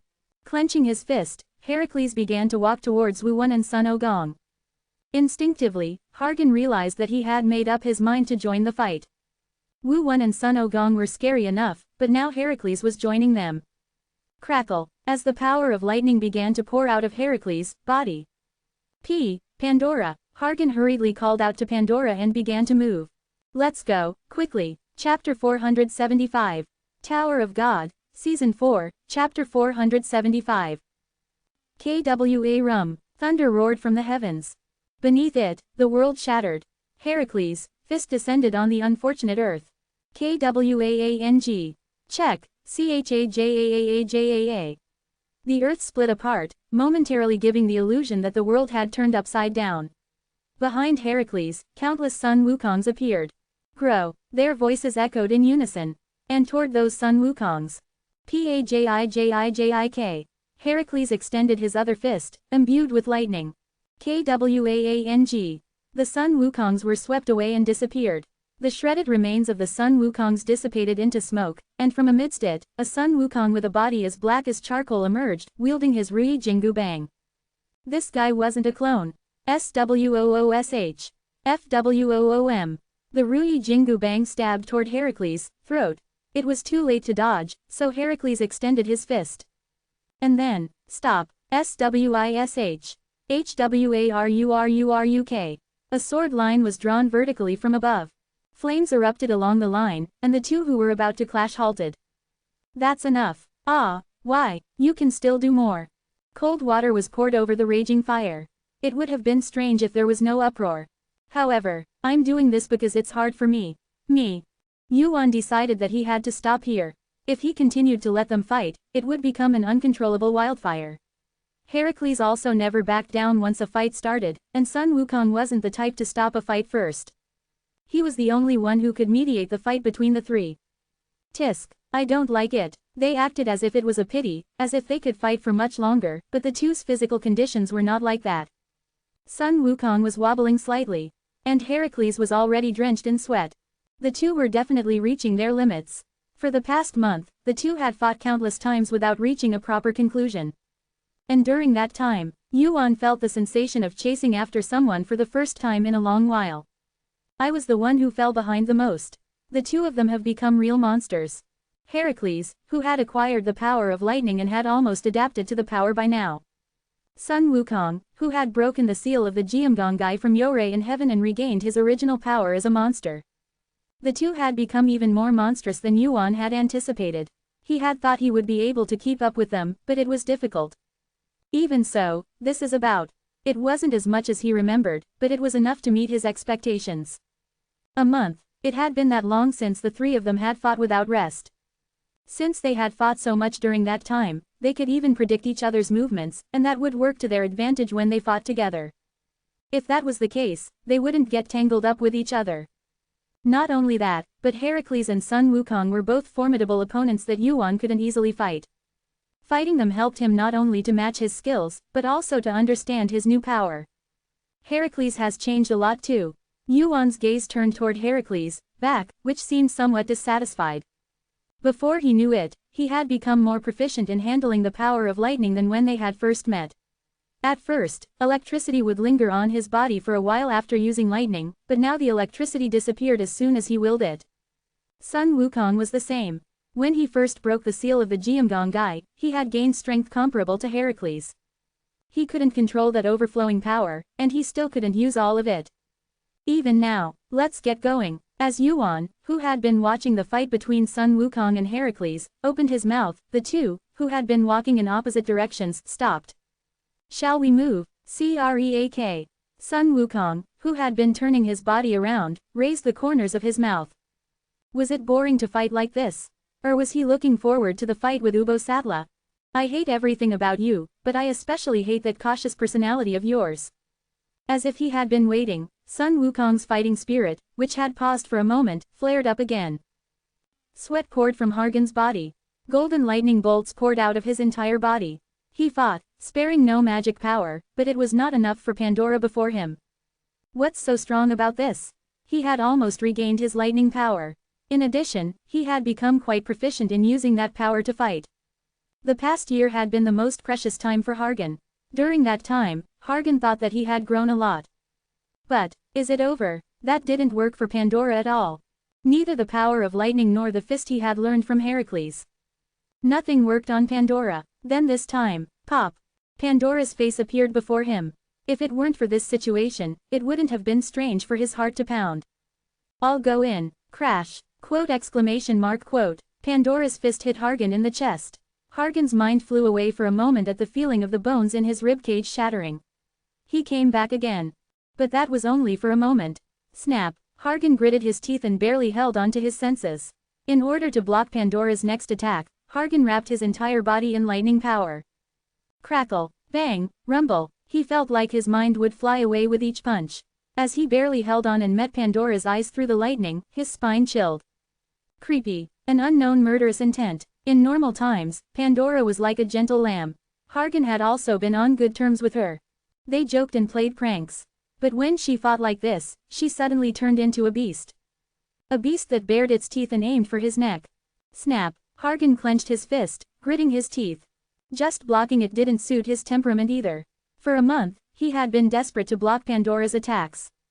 He felt like he had to punch her at least once to get it out of his system. To do that, creak, quote question mark quote, Pandora's fist was embedded in Hargan's forehead.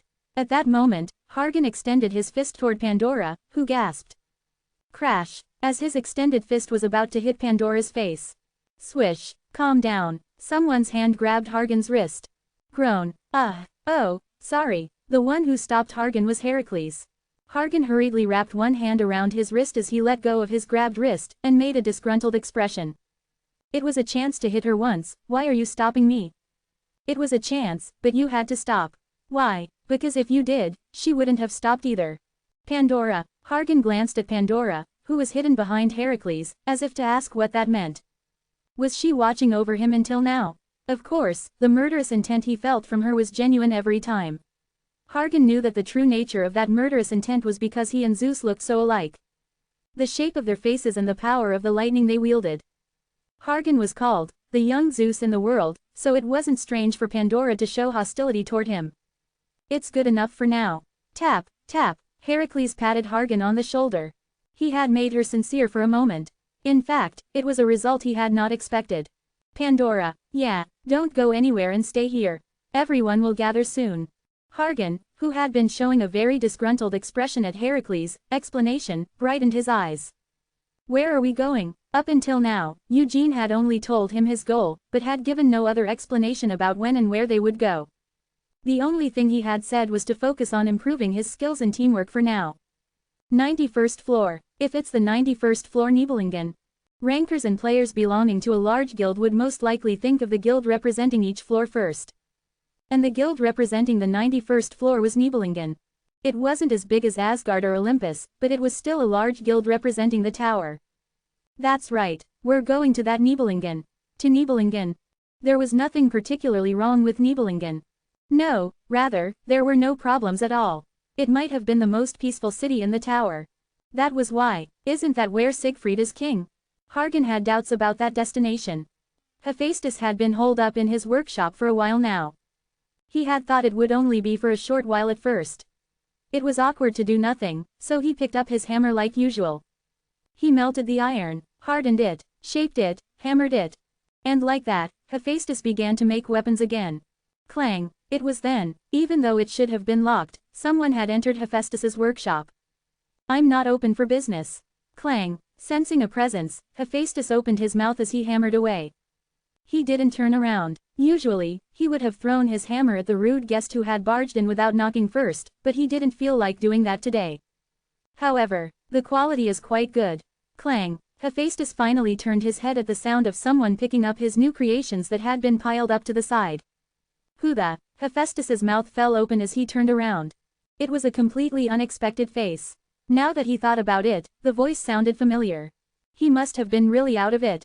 He couldn't believe he hadn't recognized that awful voice. Bastard! Zeus smirked faintly as he picked up one of the spears Hephaestus had made. It's been a while since I've heard such a vulgar word. What brings you here, father? Is this a place I shouldn't be? A question in return for a question. Hephaestus stared at Zeus with a questioning face. Was he here to reconcile now? Or was he here to take a tour of his new workshop? However, I came with a favor to ask. A favor. The Zeus that Hephaestus knew would have said, command, instead of, favor, and would have sent someone to drag him there instead of coming in person. What favor? It seems you've started making weapons again.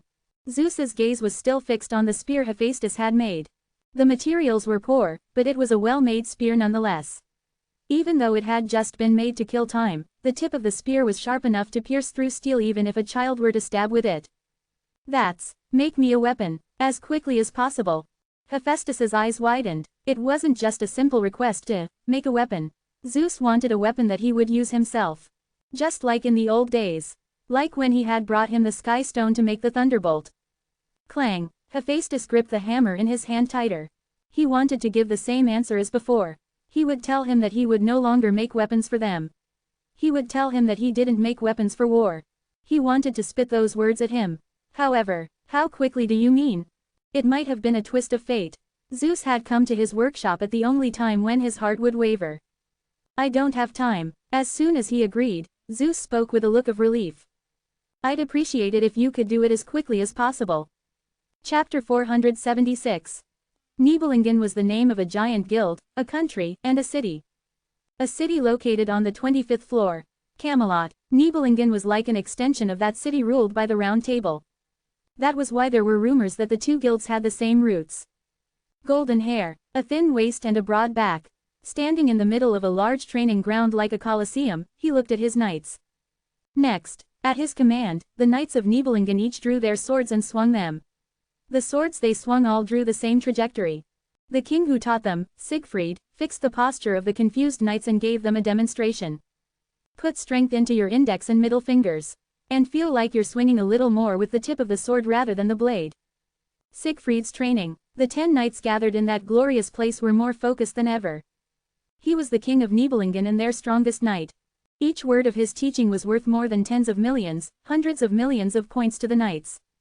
And so the training continued for a while. Your Majesty. Chuck, chuck, chuck. There was a knight approaching with footsteps that sounded urgent, even though he wasn't running. Today was the day for important training.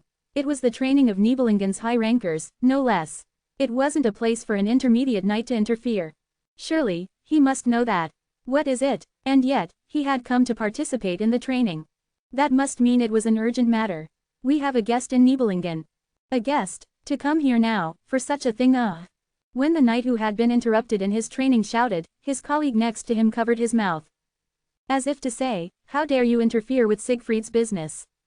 Unlike the hasty knight, Siegfried waited for the next words with his arms crossed, as if telling him to continue. Seeing him fuss like this, he thought that it couldn't be an ordinary guest. The guest is Kim Yu-won. Kim Yu-won, yes, right now, in the city. The knight's words weren't that long. What he said was who, where, and what was going on.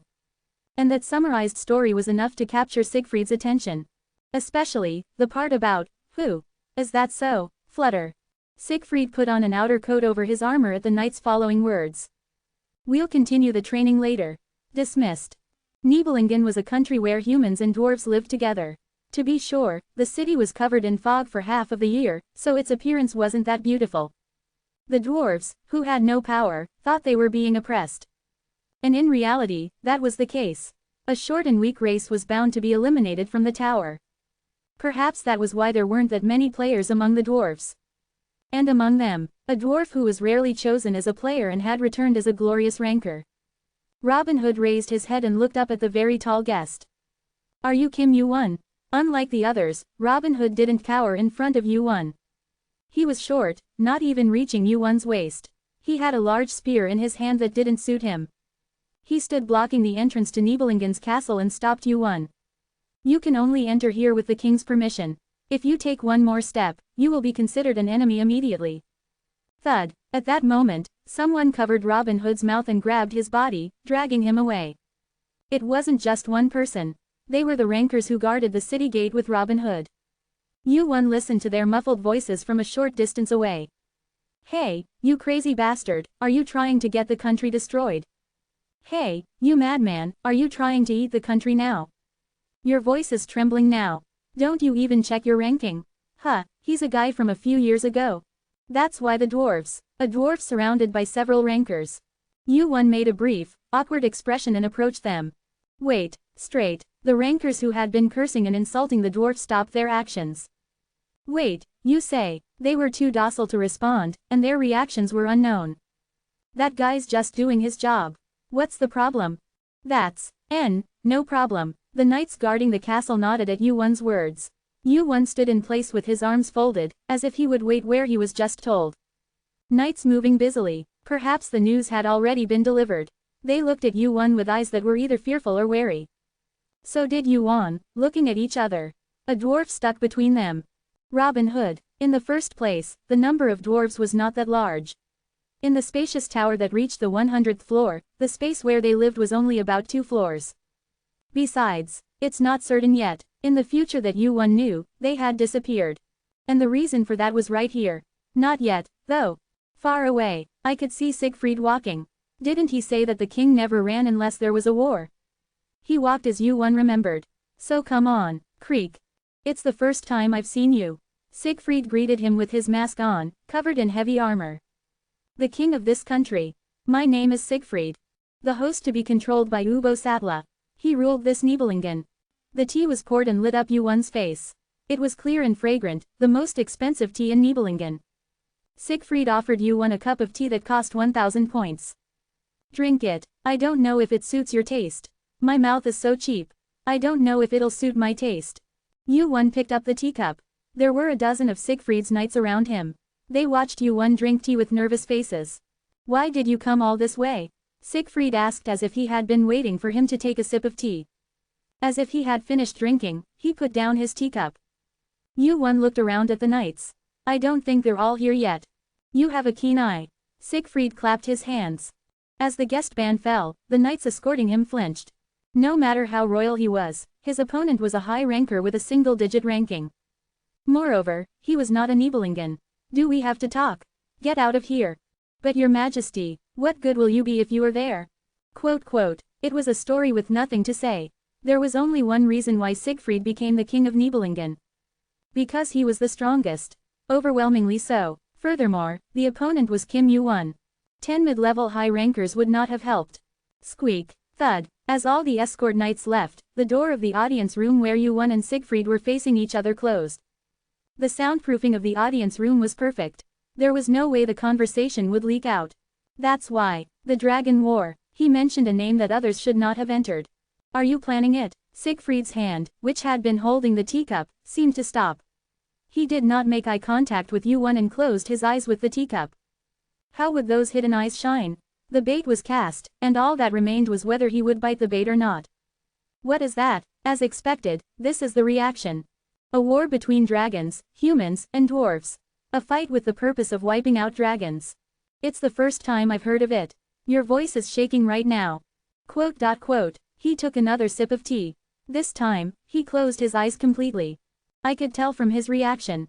The Dragon War. It wasn't something that happened without warning. It was all planned out, orchestrated by Siegfried. This would lead to the destruction of Nibelungen. And the one who would bring it about was none other than Siegfried himself. The Dragon War will lead to the destruction of Nibelungen. Stop it. There is a way to reverse it. Your interference is futile. You're not even denying it anymore. Boom. Siegfried's murderous intent enveloped Wu Yun. If he were an ordinary ranker, he would have lost consciousness, and if he were a mediocre player, he would have lost his life. At times like this, he was truly a sword. A great sword. He exuded a murderous aura, as if he thought Wu Yun had discovered his secret. Don't interfere. What are you thinking? I'm telling you to back off. Swish. A sword pierced the skin under Wu Yun's neck. Siegfried had drawn his sword without Wu Yun noticing. His eyes flashed white as he asked. Don't you understand? That's definitely your weak spot. The corners of Wu Yun's mouth turned up. If you want to make an enemy of me, stab me harder. In other words, he was saying that if he pushed the sword in any further, he would become his enemy. The tip of Siegfried's sword trembled slightly. It was a very small difference, but Wu Yun could see it clearly because of the distance. He couldn't turn Wu Yun into his enemy. In the Dragon War, if Wu Yun became his enemy, Nibelungen would surely be destroyed, and he wouldn't be able to achieve his goal. They say you're smart. Swish. Siegfried sheathed the sword he had drawn. He couldn't be taken by surprise or intimidated. Wu Yun already knew that he was planning the Dragon War, and he already had an enemy, so he couldn't afford to make another one. In that case, what do you want? I'll at least hear you out. This was a game that he couldn't afford to lose. It was ridiculous. Nibelungen, a huge guild and the king of a kingdom that ruled over an entire floor, and he, the king, was being threatened in the heart of his own territory. His pride was hurt, but he couldn't help it. Siegfried cared more about achieving his goals than his pride. And his other goal was, if you're trying to win me over, that attitude isn't bad. But get rid of that murderous intent. You're a sly one. Siegfried stuck out his tongue when Wu Yun figured out what he wanted right away. That was why he was getting more and more drawn to Wu Yun. What you want isn't something like fame or power, is it? What would make you lend us your strength? Well, I don't have anything yet. You came all the way here with nothing to ask for, and you're telling me that? Yes, I'll think about it a little more. What the? He had even put off training important knights to come here, and this was the answer he got. Wu Yun smiled inwardly as he watched Siegfried, who was at a loss for words. That's enough for now. He had confirmed that Siegfried had planned the Dragon War in advance. Even if it was just this much, he had gotten what he could from their first meeting. Of course, that didn't mean that his business here was finished. The Dragon War, the battle that would lead to the destruction of Nibelungen and wipe out half of the dragons was important, but there was another matter that was even more important. Nibelungen was built on top of Ubosatla, this country where Siegfried had settled down. Wu Yun looked at Siegfried in front of him and raised his teacup to his lips, this time to hide his gaze. Do you know about that, Siegfried? Chapter 477. What is this? Sun Wukong whined. Heracles ignored Sun Wukong's reaction as if this wasn't the first time. They still had a long way to go. How much further do we have to go? Be quiet. Pandora covered her ears. Since the long cave was empty, Sun Wukong's voice echoed even louder. This is boring GG. Should I cover that mouth of yours? He let out a sigh and mumbled. That guy's mouth really never stopped moving. The only time Sun Wukong closed his mouth and became serious was when he fought. Maybe that was why Heracles would rather expect something to come out.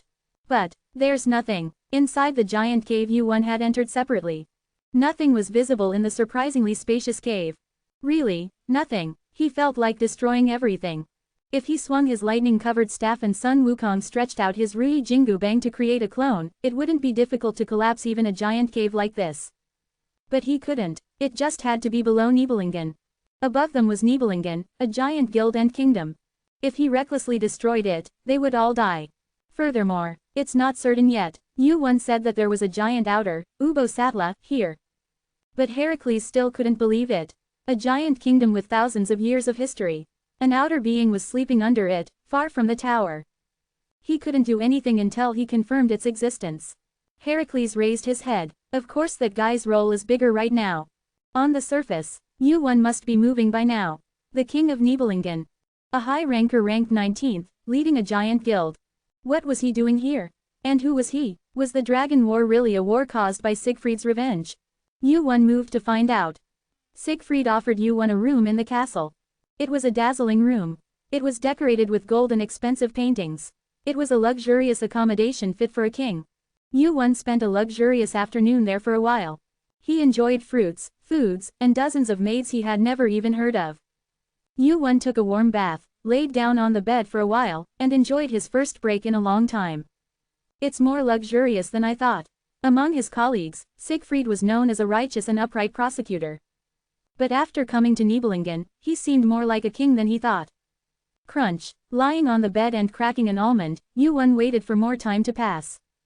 As dinner time came, His Majesty has invited you to the dining room. The seat he had been waiting for was prepared. All head out. The luxurious break was over. Yuan put his sword in his inventory and followed the attendant through the hallway. At the end of the hallway was a dining room filled with delicious smells. As the attendants who had been preparing opened the door, Siegfried, who was waiting inside with a long round table, came into view. Have a seat. You eat luxuriously. Plop. As soon as Yuan sat down, he stabbed a piece of meat with his fork. There must have been over 20 different dishes on the table, including steak, smoked meat, soup, and vegetables. It was literally a feast. He would have to call Sun Wukong to eat all of this. Besides, the Siegfried Yuan knew wasn't much of a big eater. This is enough to buy your heart. I don't need such cheesy lines.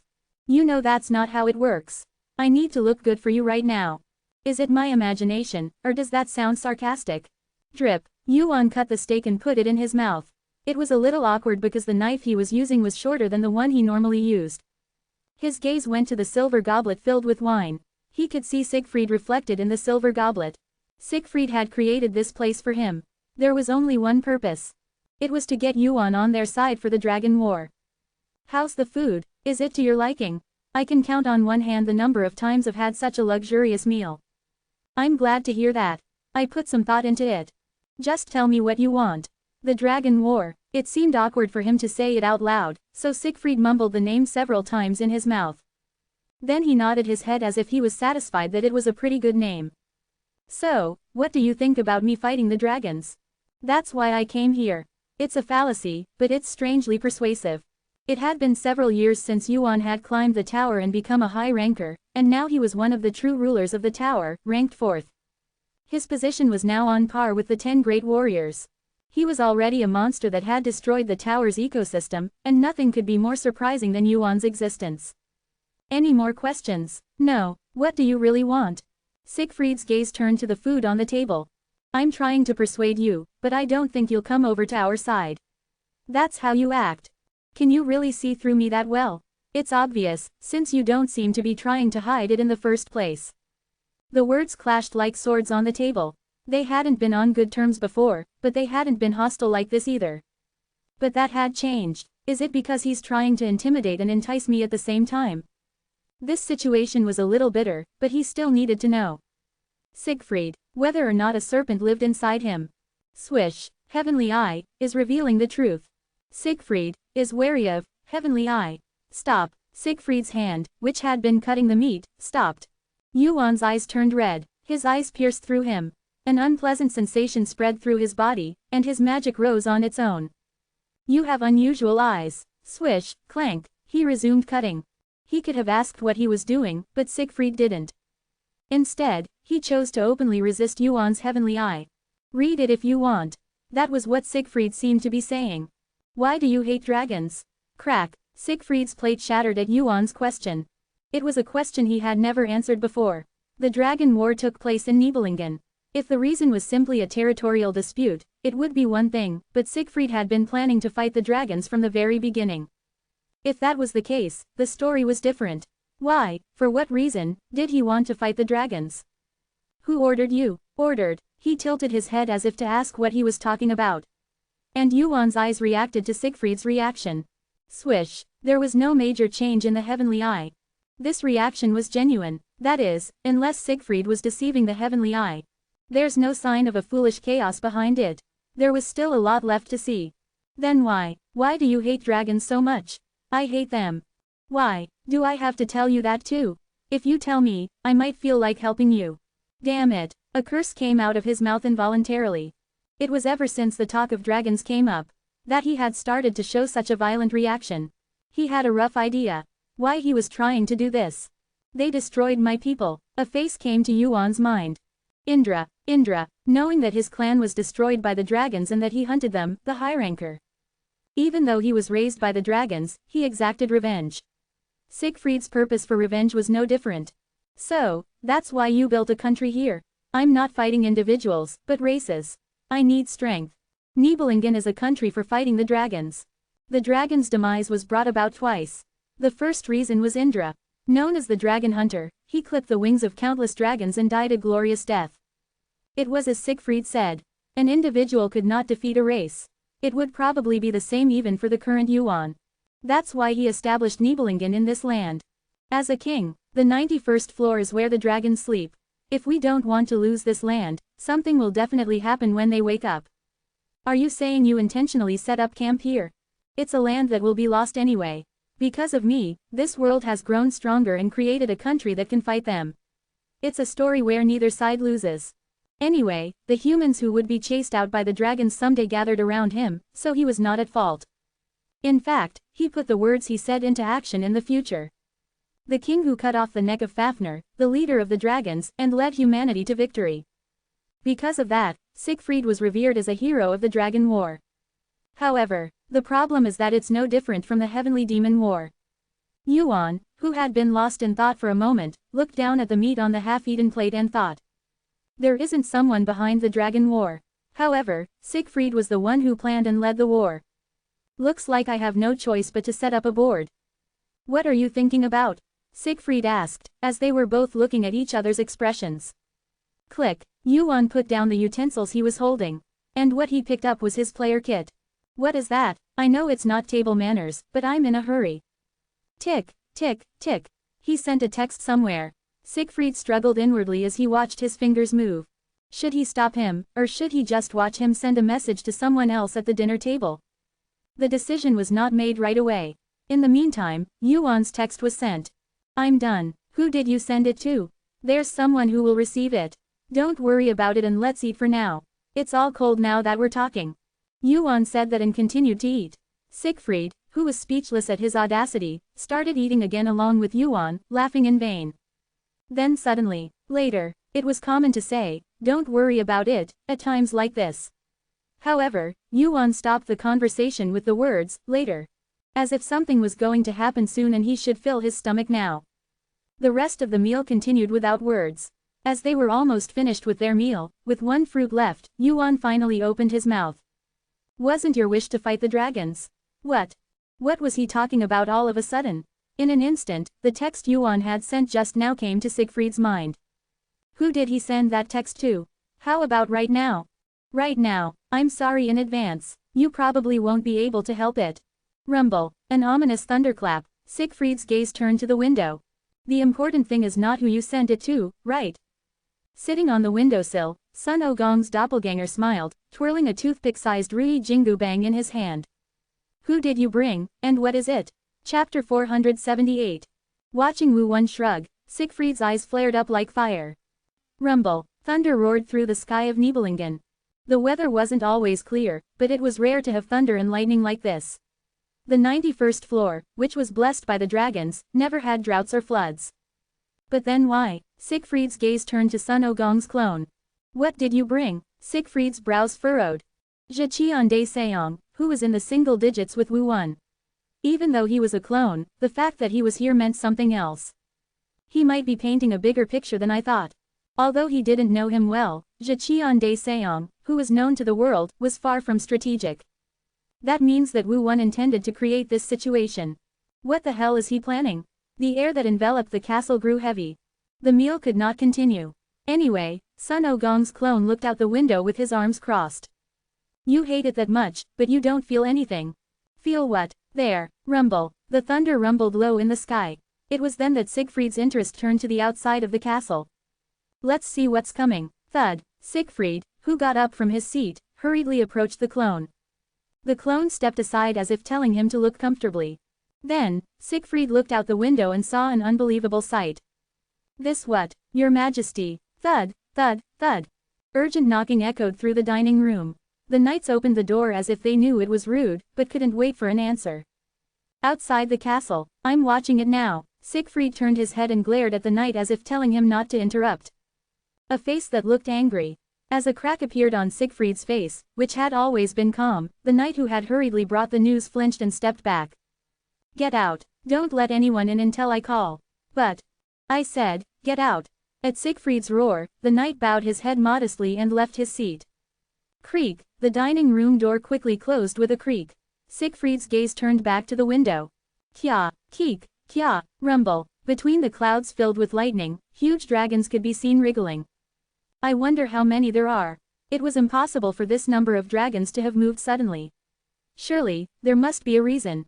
No way. Then, Siegfried's mind recalled what Sun Ogong's clone had said. Swish, Siegfried turned his head and looked for Sun Ogong's clone. But where did he go? The clone was nowhere to be seen. He's gone, because he's done what he had to do. Siegfried's eyes blazed like fire as he watched Wu Wan shrug his shoulders. He was certain after seeing his reaction. The one who had summoned the dragons was none other than Wu Wan and Sun Wukong. As a result, this was the picture Siegfried had wanted. However, the completion of that picture was too fast. The groundwork hadn't even been properly laid yet. The sudden appearance of the dragons was too different from Siegfried's plan. What are you trying to do? I'm going to change the picture you want a little. My picture. I don't want a war of dragons. Unlike what it was called, the Dragon-Human War was a war between Nibelungen and the Dragon Clan. And the result was not the victory of either side. Siegfried survived, but that was it. But why? It was a question asking why he had brought them here if he didn't want the Dragon-Human War.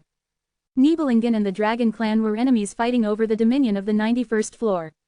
Even though Nibelungen currently had dominion because the Dragon Clan had been inactive for a long time, war was inevitable if they started moving again. But Wu Wan, who had moved the Dragon Clan, didn't want war. At least, in Siegfried's eyes, Wu Wan didn't seem to be acting without knowing that much. Originally, people tend to join forces when there is a bigger enemy. What? My job ends here. Now it's up to you to decide. Decide. Siegfried, who had been questioning Wu Wan, who had been talking nonsense since earlier, was shocked. Wu Wan's crimson eyes changed, golden eyes that shone like amber. It wasn't the eye of the fire dragon. It wasn't the common black eyes either. Then what was it? What unpleasant eyes. But his doubts about those eyes were only temporary. Thinking that now wasn't the time to question that, Siegfried took a step toward Wu Wan with a menacing aura. What the hell have you been talking about? Thud. It was then, Wu Wan rose from his seat and walked toward the window. No, it seemed like he was walking. Swish, Wu Wan's body scattered into black ash. Siegfried, taken aback, reached out to his shoulder, but there was nothing to catch. Crunch, Wu Wan, who had caused the commotion, disappeared from his seat. Veins popped up on Siegfried's forehead. What did he mean by creating this mess and then leaving? Damn it. Siegfried, who cursed softly for a moment, called for the knights outside. First, he had to resolve this situation somehow. Is anyone there? Siegfried's voice could be heard from below. Yuan climbed out the window and sat on the ceiling one floor up. Siegfried started moving to contain the situation. Yuan looked up and watched the dragons wriggling in the sky. That guy should be here soon. That guy should be here soon. The knights knelt, and the wizards bowed. As countless dragons stirred, Nibelungen fell into chaos, and Siegfried declared he would fight the dragons. However, the situation became chaotic when Son Goku and Hercules appeared. Siegfried told them to leave, but Hercules replied by telling him to evacuate Nibelungen. Hercules began to harass them. Someone must be at the center for this many dragons to move. That means one of the Dragon Kings has also moved. However, the one Yuan was waiting for was still nowhere to be seen. Kya, Kururung, the dragon's cries echoed through the sky. For now, they were just wriggling around in the clouds without making any particular move, but as soon as the Dragon King gave the order, their magic would burn the earth. And when that happened, the war between Nibelungen's knights and the dragons would begin. What are you going to do? Yuan watched Siegfried's movements. He would definitely react to the appearance of the dragons. And Yuan planned to decide Siegfried's fate based on the decision he made now. Even with the flower of the Wan Kingdom, he couldn't see Siegfried's true identity. Of course, if the flower of the Wan Kingdom could tell that he was being controlled by Outer or was a fake, he wouldn't have joined the party to catch Wubo Satla. Hero of the Dragon War. A title that would be placed before Siegfried's name in the future. Hero. He had nothing to do anyway. Yuan decided to watch. Whether he would make a choice befitting the name of a hero. Or whether he would make a choice that would harm the future. Nibelungen fell into chaos with the sudden appearance of the dragons. What's all that? Dragons. Why are they here all of a sudden? Weren't they asleep? Well, that Indra guy was going around saying he was hunting dragons not too long ago. So maybe. Nibelungen's residents and players looked up at the sky with worry. If they came down to the ground and attacked Nibelungen, what would they do? That's what they were thinking. For him, of course. Residents who aren't players, step back. First company knights, forward. Long-range wizards, support the knights from the rear. Nibelungen's forces moved busily. For them, they were largely divided into two groups. Knights capable of close-range combat. And wizards whose main roles were long-range attacks or support skills. All of the knights and wizards in Nibelungen were skilled enough to be ranked. They were capable of fighting dragons, and thanks to them, Nibelungen was a huge nation several times the size of the guild, Round Table. Thud, thud, clank. Just then, their king appeared among the knights who were hurriedly evacuating the residents due to the appearance of the dragons. It's Siegfried. Siegfried, the king of Nibelungen is coming out himself. Well, given the situation. The players staying in Nibelungen muttered. They were neither part of Nibelungen nor residents who had been born and raised in this tower. To them, this situation was nothing more than a spectacle where they could see the famous Siegfried with their own eyes. Listen, everyone, Siegfried's voice pierced through the crowd. Creak, creak, chuck, chuck, Heracles began to engage in an unfitting act of hooliganism. The knights knelt, and the wizards bowed. According to the command of Siegfried that would follow next. Nibelungen's response to the sudden appearance of the dragons would change. However, Nibelungen shall start the war against the dragons from now on. Quote exclamation mark quote. Why your majesty? Siegfried's declaration was met with exclamations of surprise here and there. They had naturally thought that Siegfried would negotiate with the dragons. No one had expected him to declare he would start a war just because they had appeared in the sky. We won't be able to survive if we're afraid of fighting. They and we cannot coexist. But your majesty, that's enough. Focus from now on. Quote. His knights around him became like mute fools at his resolute response. The fight against the dragons that had suddenly begun. It had become like this anyway. Even if the timing had been a bit early, Siegfried intended to fight. Scat, pulling out his longsword from his waist like that. As Siegfried was about to swing the tip of his sword towards the dragons that had appeared in the sky. So it ended up like this. Thud, thud, some enormous presences weighed down on the gathering. Kya, ki. The dragons wailed at those presences. The knights who had been steeling themselves to fight at Siegfried's command held their breath at the intense pressure that weighed on their hearts. They were familiar presences. However, their sizes were much larger. Siegfried's gaze turned to where he felt the presences. Your brain works quite well. 9 times out of 10, it would have been like this. If that guy said 9 times out of 10, then it's almost 100%. Is that so? Well, I suppose. The enormous presences weren't 1, 2, high rankers in the single digits who possessed strength that rivaled a large guild as an individual. Heavenly Great Sage, Heracles, clang, Siegfried's hand that was holding his longsword tightened. He could tell instinctively, that wasn't something like a clone. The Heracles beside him was the same. Thump, the situation continued to become more complicated. Whether they were enemies or allies would determine the victory or defeat of this fight. And it was a situation that deviated too much from Siegfried's plan. Thud, Siegfried's steps headed towards Son Goku and Heracles who were approaching from far away. The people who had been blocking his way parted left and right, making a path for him. In an instant, a stage was created for Siegfried, Son Goku, and Heracles. Siegfried's sharp eyes. He asked, "What business do you have here? You won't have to look very far. I told you to stay with me." The two exchanged a strange conversation instead of answering his question. Like that, Heracles answered after seeing Siegfried's brow furrow. "You will have to empty this country." Wyack, thud. Slamming the cudgel he had been carrying on his back into the ground. Right now, Heracles began acting like an ill-mannered hoodlum. Chapter 479. To abandon the country. What are you talking about now? The country, this land. Are you telling us to leave? No matter how much of a high ranker you are, what kind of nonsense is this? The surroundings roared at Heracles' words. Of course. To abandon the land they had been living on, well, where would there be someone who wouldn't oppose? And Siegfried felt that absurdity as well. What are you talking about now? It's as I said, I didn't know that the Heracles of the world would go around doing such gangster-like things. The Heracles known to the world was a hero. The hero of the Gigantomachy. And the reason the title, hero, was attached to him was because the achievements Heracles had built up were befitting of a hero. A representative high ranker who protected the weak and fought against the strong. It wasn't difficult to hear good stories about him even from rankers. But such a Heracles had come forward and tried to take away the country. This was something that even Satan or Asura, who were infamous for their notoriety, wouldn't do. If you do this, the administrator might move. Will that be okay? I know, that's why I'm asking you. It sounds like a threat, not a request. That's right, it's half and half. Sun Wukong suddenly joined the conversation. He spoke playfully towards Siegfried, his red eyes sparkling. So cooperate a little, if you don't want to get tired. His words had a different weight than Heracles' words.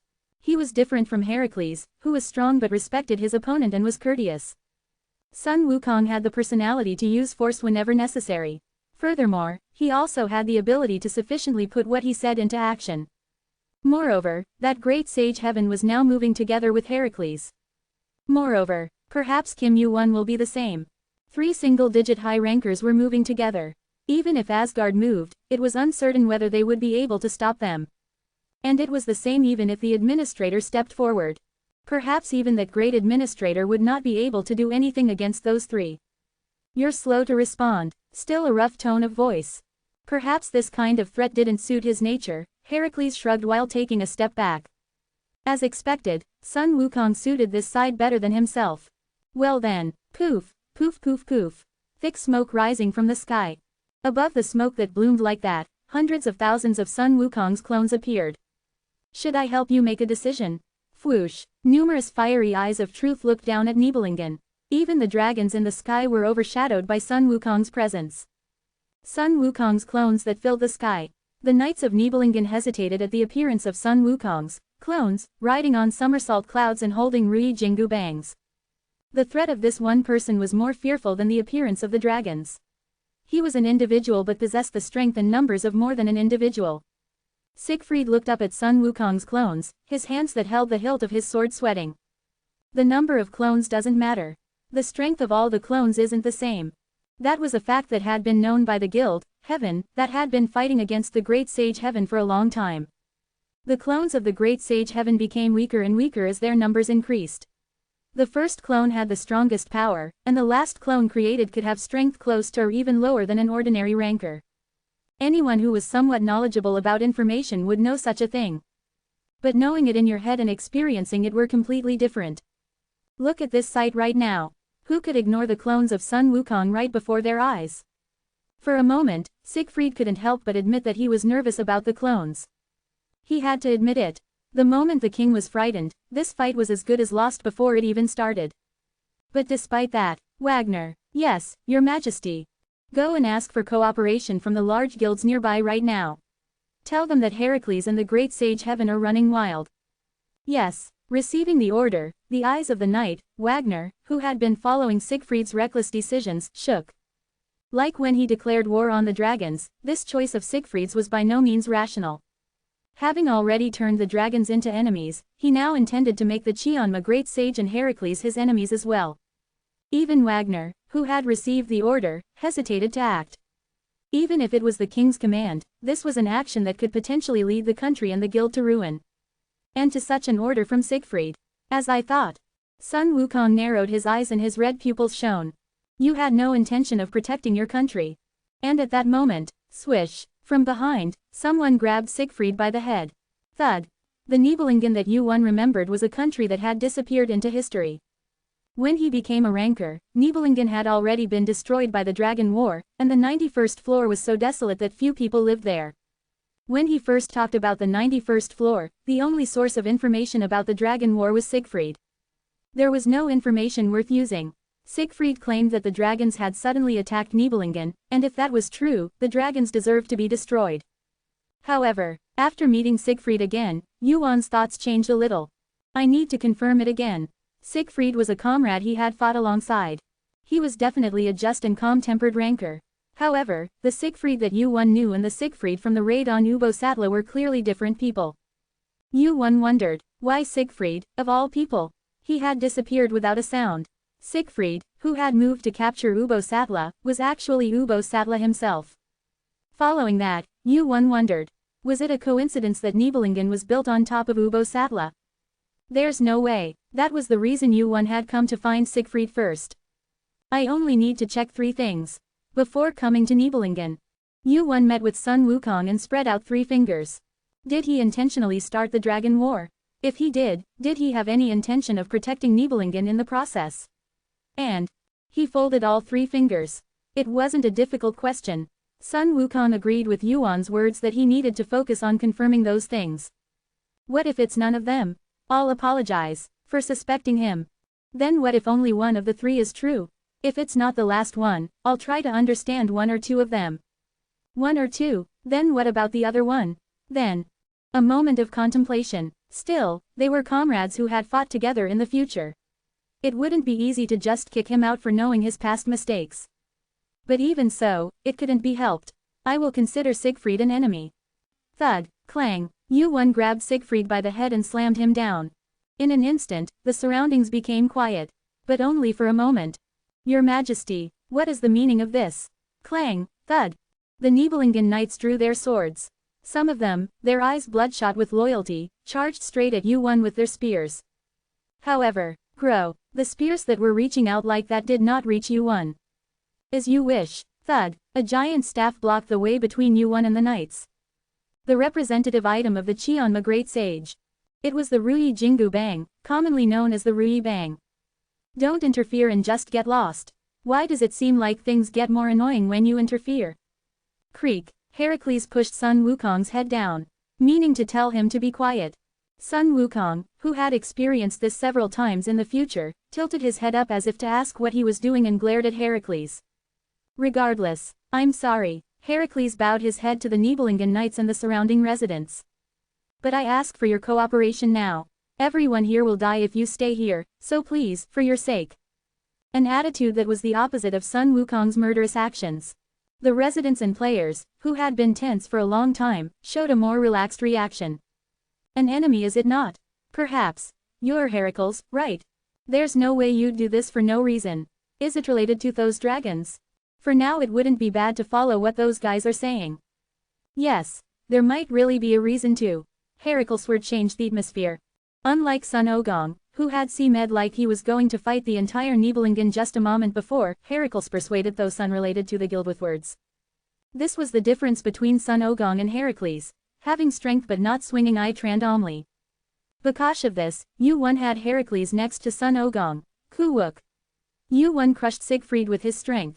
There was no movement to rescue him. No, he didn't because, naturally, the celestial emperor of the world was protecting him. The knights who had run entering to save Siegfried were already lying on the ground, unconscious. Peepat. He clenched his fists and tried to raise his body, gritting his teeth, but it was in vain. Siegfried could never defeat Yuan with strength. The power of the giant dwells in your arm. Kugduk, Kugduk. Nothatha had become equiteproficient, he could now imitate about 50% of Heracles. Gigantification, Yuan's strength was comparable to Evanthos of the two behind him. You're thinking wrongly, Siegfried said with malice. Do you think the administrator will just let this be? If you do such a thing, what about the other large guilds? Siegfried never backed down. I had hoped that the would be more understanding IFIUSEDA few of my powers, but you'll be credited with the tower. As criminals, you're sure to be pursued by the large guilds. Is it because the dragons are right in front of you? Yuan looked down at Siegfried, who was under his hand, with strange eyes. It's strange, you're not like the guy the first no. What, do you think we're doing this for a piece of land? The eyes of Siegfried, who was in his hand, shook. Certainly, none of the three, including Yuan, were interested in the territorial battles between guilds. Yuan and Sun Ogong weren't even affiliated with a guild, and Heracles, although belonging to Olympus, was known for not being interested in guild affairs. Then why? It was then that Siegfried's thoughts deepened. Snow. Ma. A voice came out without thinking. Waruk. Blazing red eyes. The moment the mask covering Siegfried's face cracked, Yuan could tell. As I thought, you knew that his founding of Nibelungen on this land was not a mere coincidence.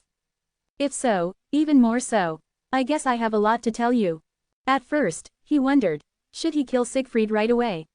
Or should he just knock him out? But it seemed that such a gentlemanly approach wouldn't solve it. Susus. The ring on his middle finger, the heart of Uranus, leaked dark energy. The energy that flowed out like that wrapped around Siegfried's body through Yuan's hand.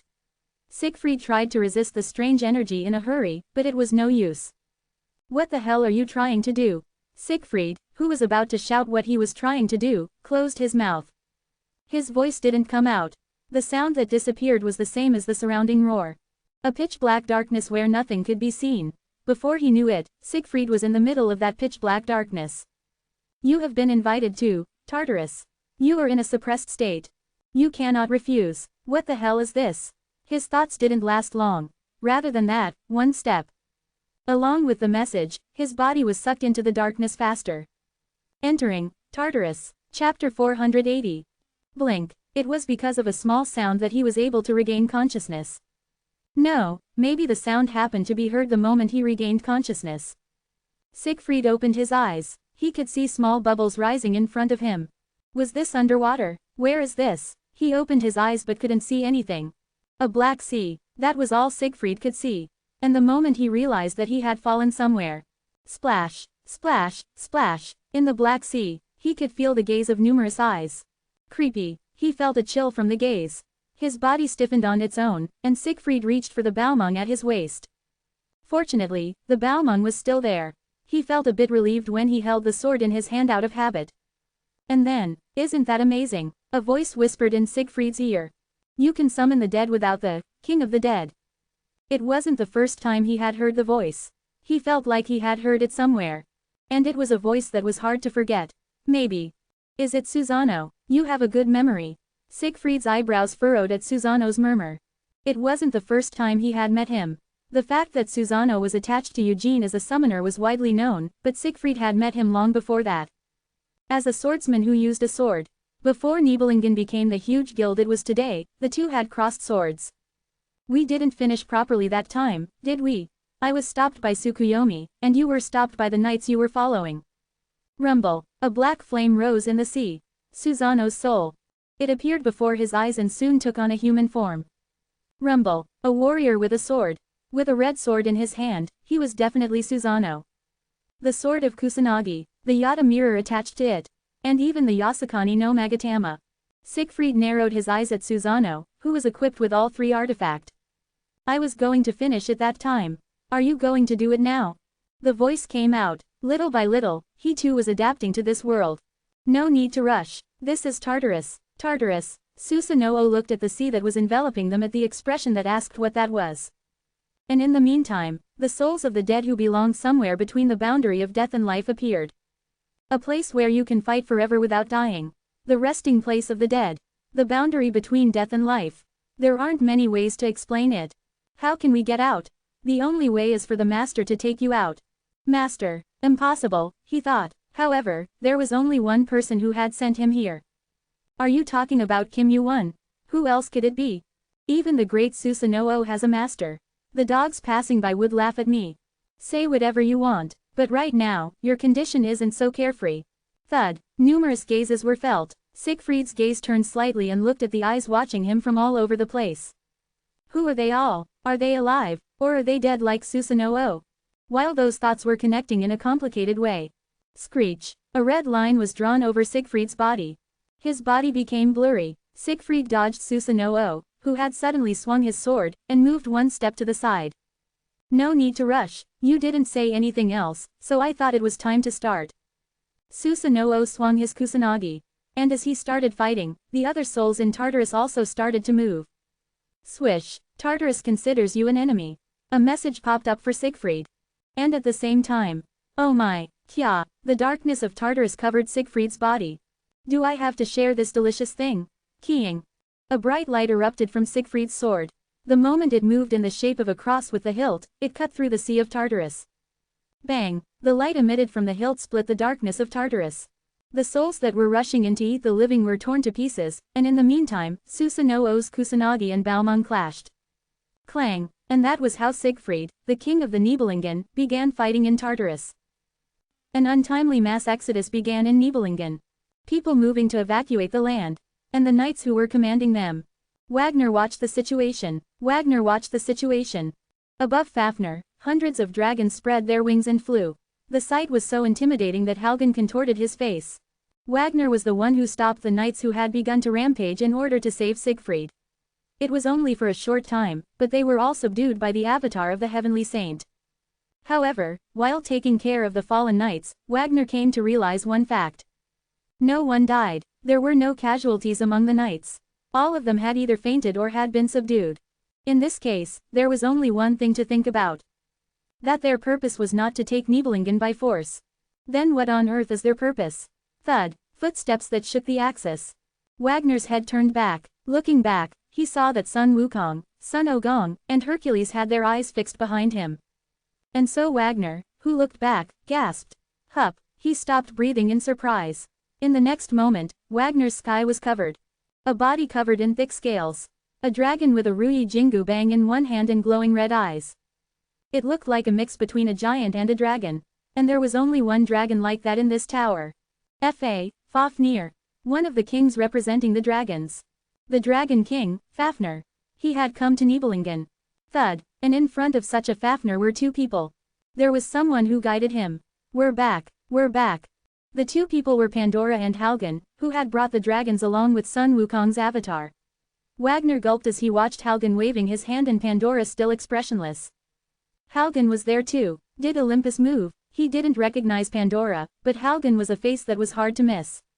He was a handsome man who had recently become popular not only among rankers but also among younger players in the lower floors. Furthermore, since the ranking included faces, he had been rapidly climbing the ranks recently. Above all, considering that he was the direct descendant of Zeus, the king of Olympus, he was more famous than some high rankers. What the hell is going on here? Grr. As Fafnir opened his mouth, a beast-like roar escaped. Wagner, taken aback, hurriedly stepped aside. And it wasn't just Wagner who reacted that way. The other knights around him did the same. Hundreds of dragons spread their wings and flew above Fafnir. Their appearance was quite threatening, and Halgan's face hardened. Can you stop making that noise? It seems like everyone is scared. It's noisy. Pandora added a word to Halgan's comment. Fafnir shut his mouth again. He led hundreds of thousands of dragons, but he had no choice but to shrink this time. That's right. The kids are surprised. If you're not going to fight, I'd like you to be a little quieter. Don't lose your strength from the beginning. One by one, Son Goku, Hercules, and Yuan. 3 people said a word each. It wasn't the first time Yuan had seen it. Besides, the other 2 were both burdens to Fafnir. Fafnir opened his mouth without showing his teeth as much as possible. I'm sorry. He couldn't help but speak softly. Quote.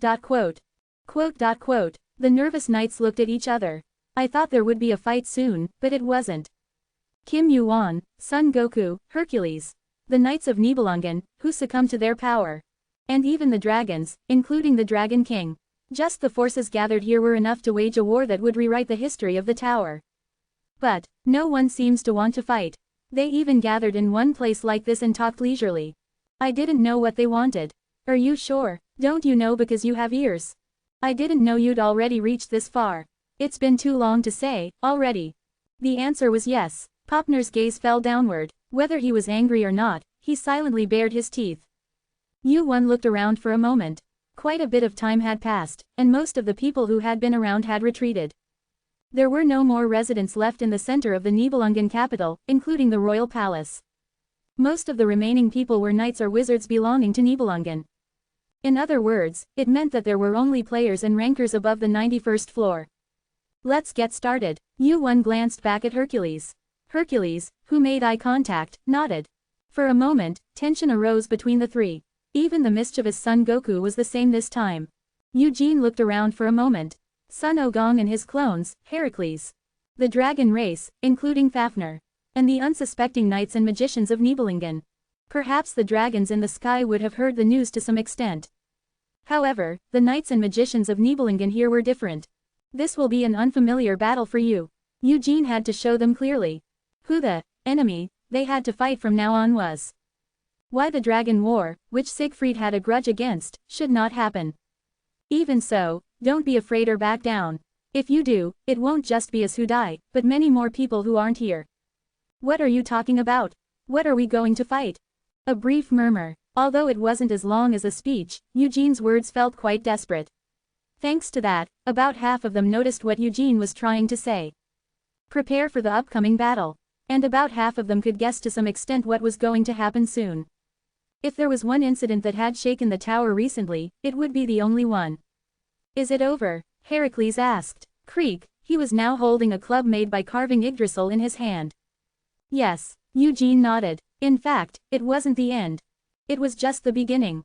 Then, crunch, a golden thunderbolt wrapped around the club Heracles held in his hand. As he raised the club imbued with the power of lightning high, the dragons in the sky roared. Kwa rang, ku gu gung, the sound of thunder struck the ground, centering on the club. The knights of Nibelungen stepped back to avoid being caught up in that force. Of course, that didn't mean they wouldn't get caught up in it somehow. The residents have all evacuated anyway. Players above the 91st floor who were not residents. And if they were skilled enough to be a ranker, they would be able to protect their own bodies.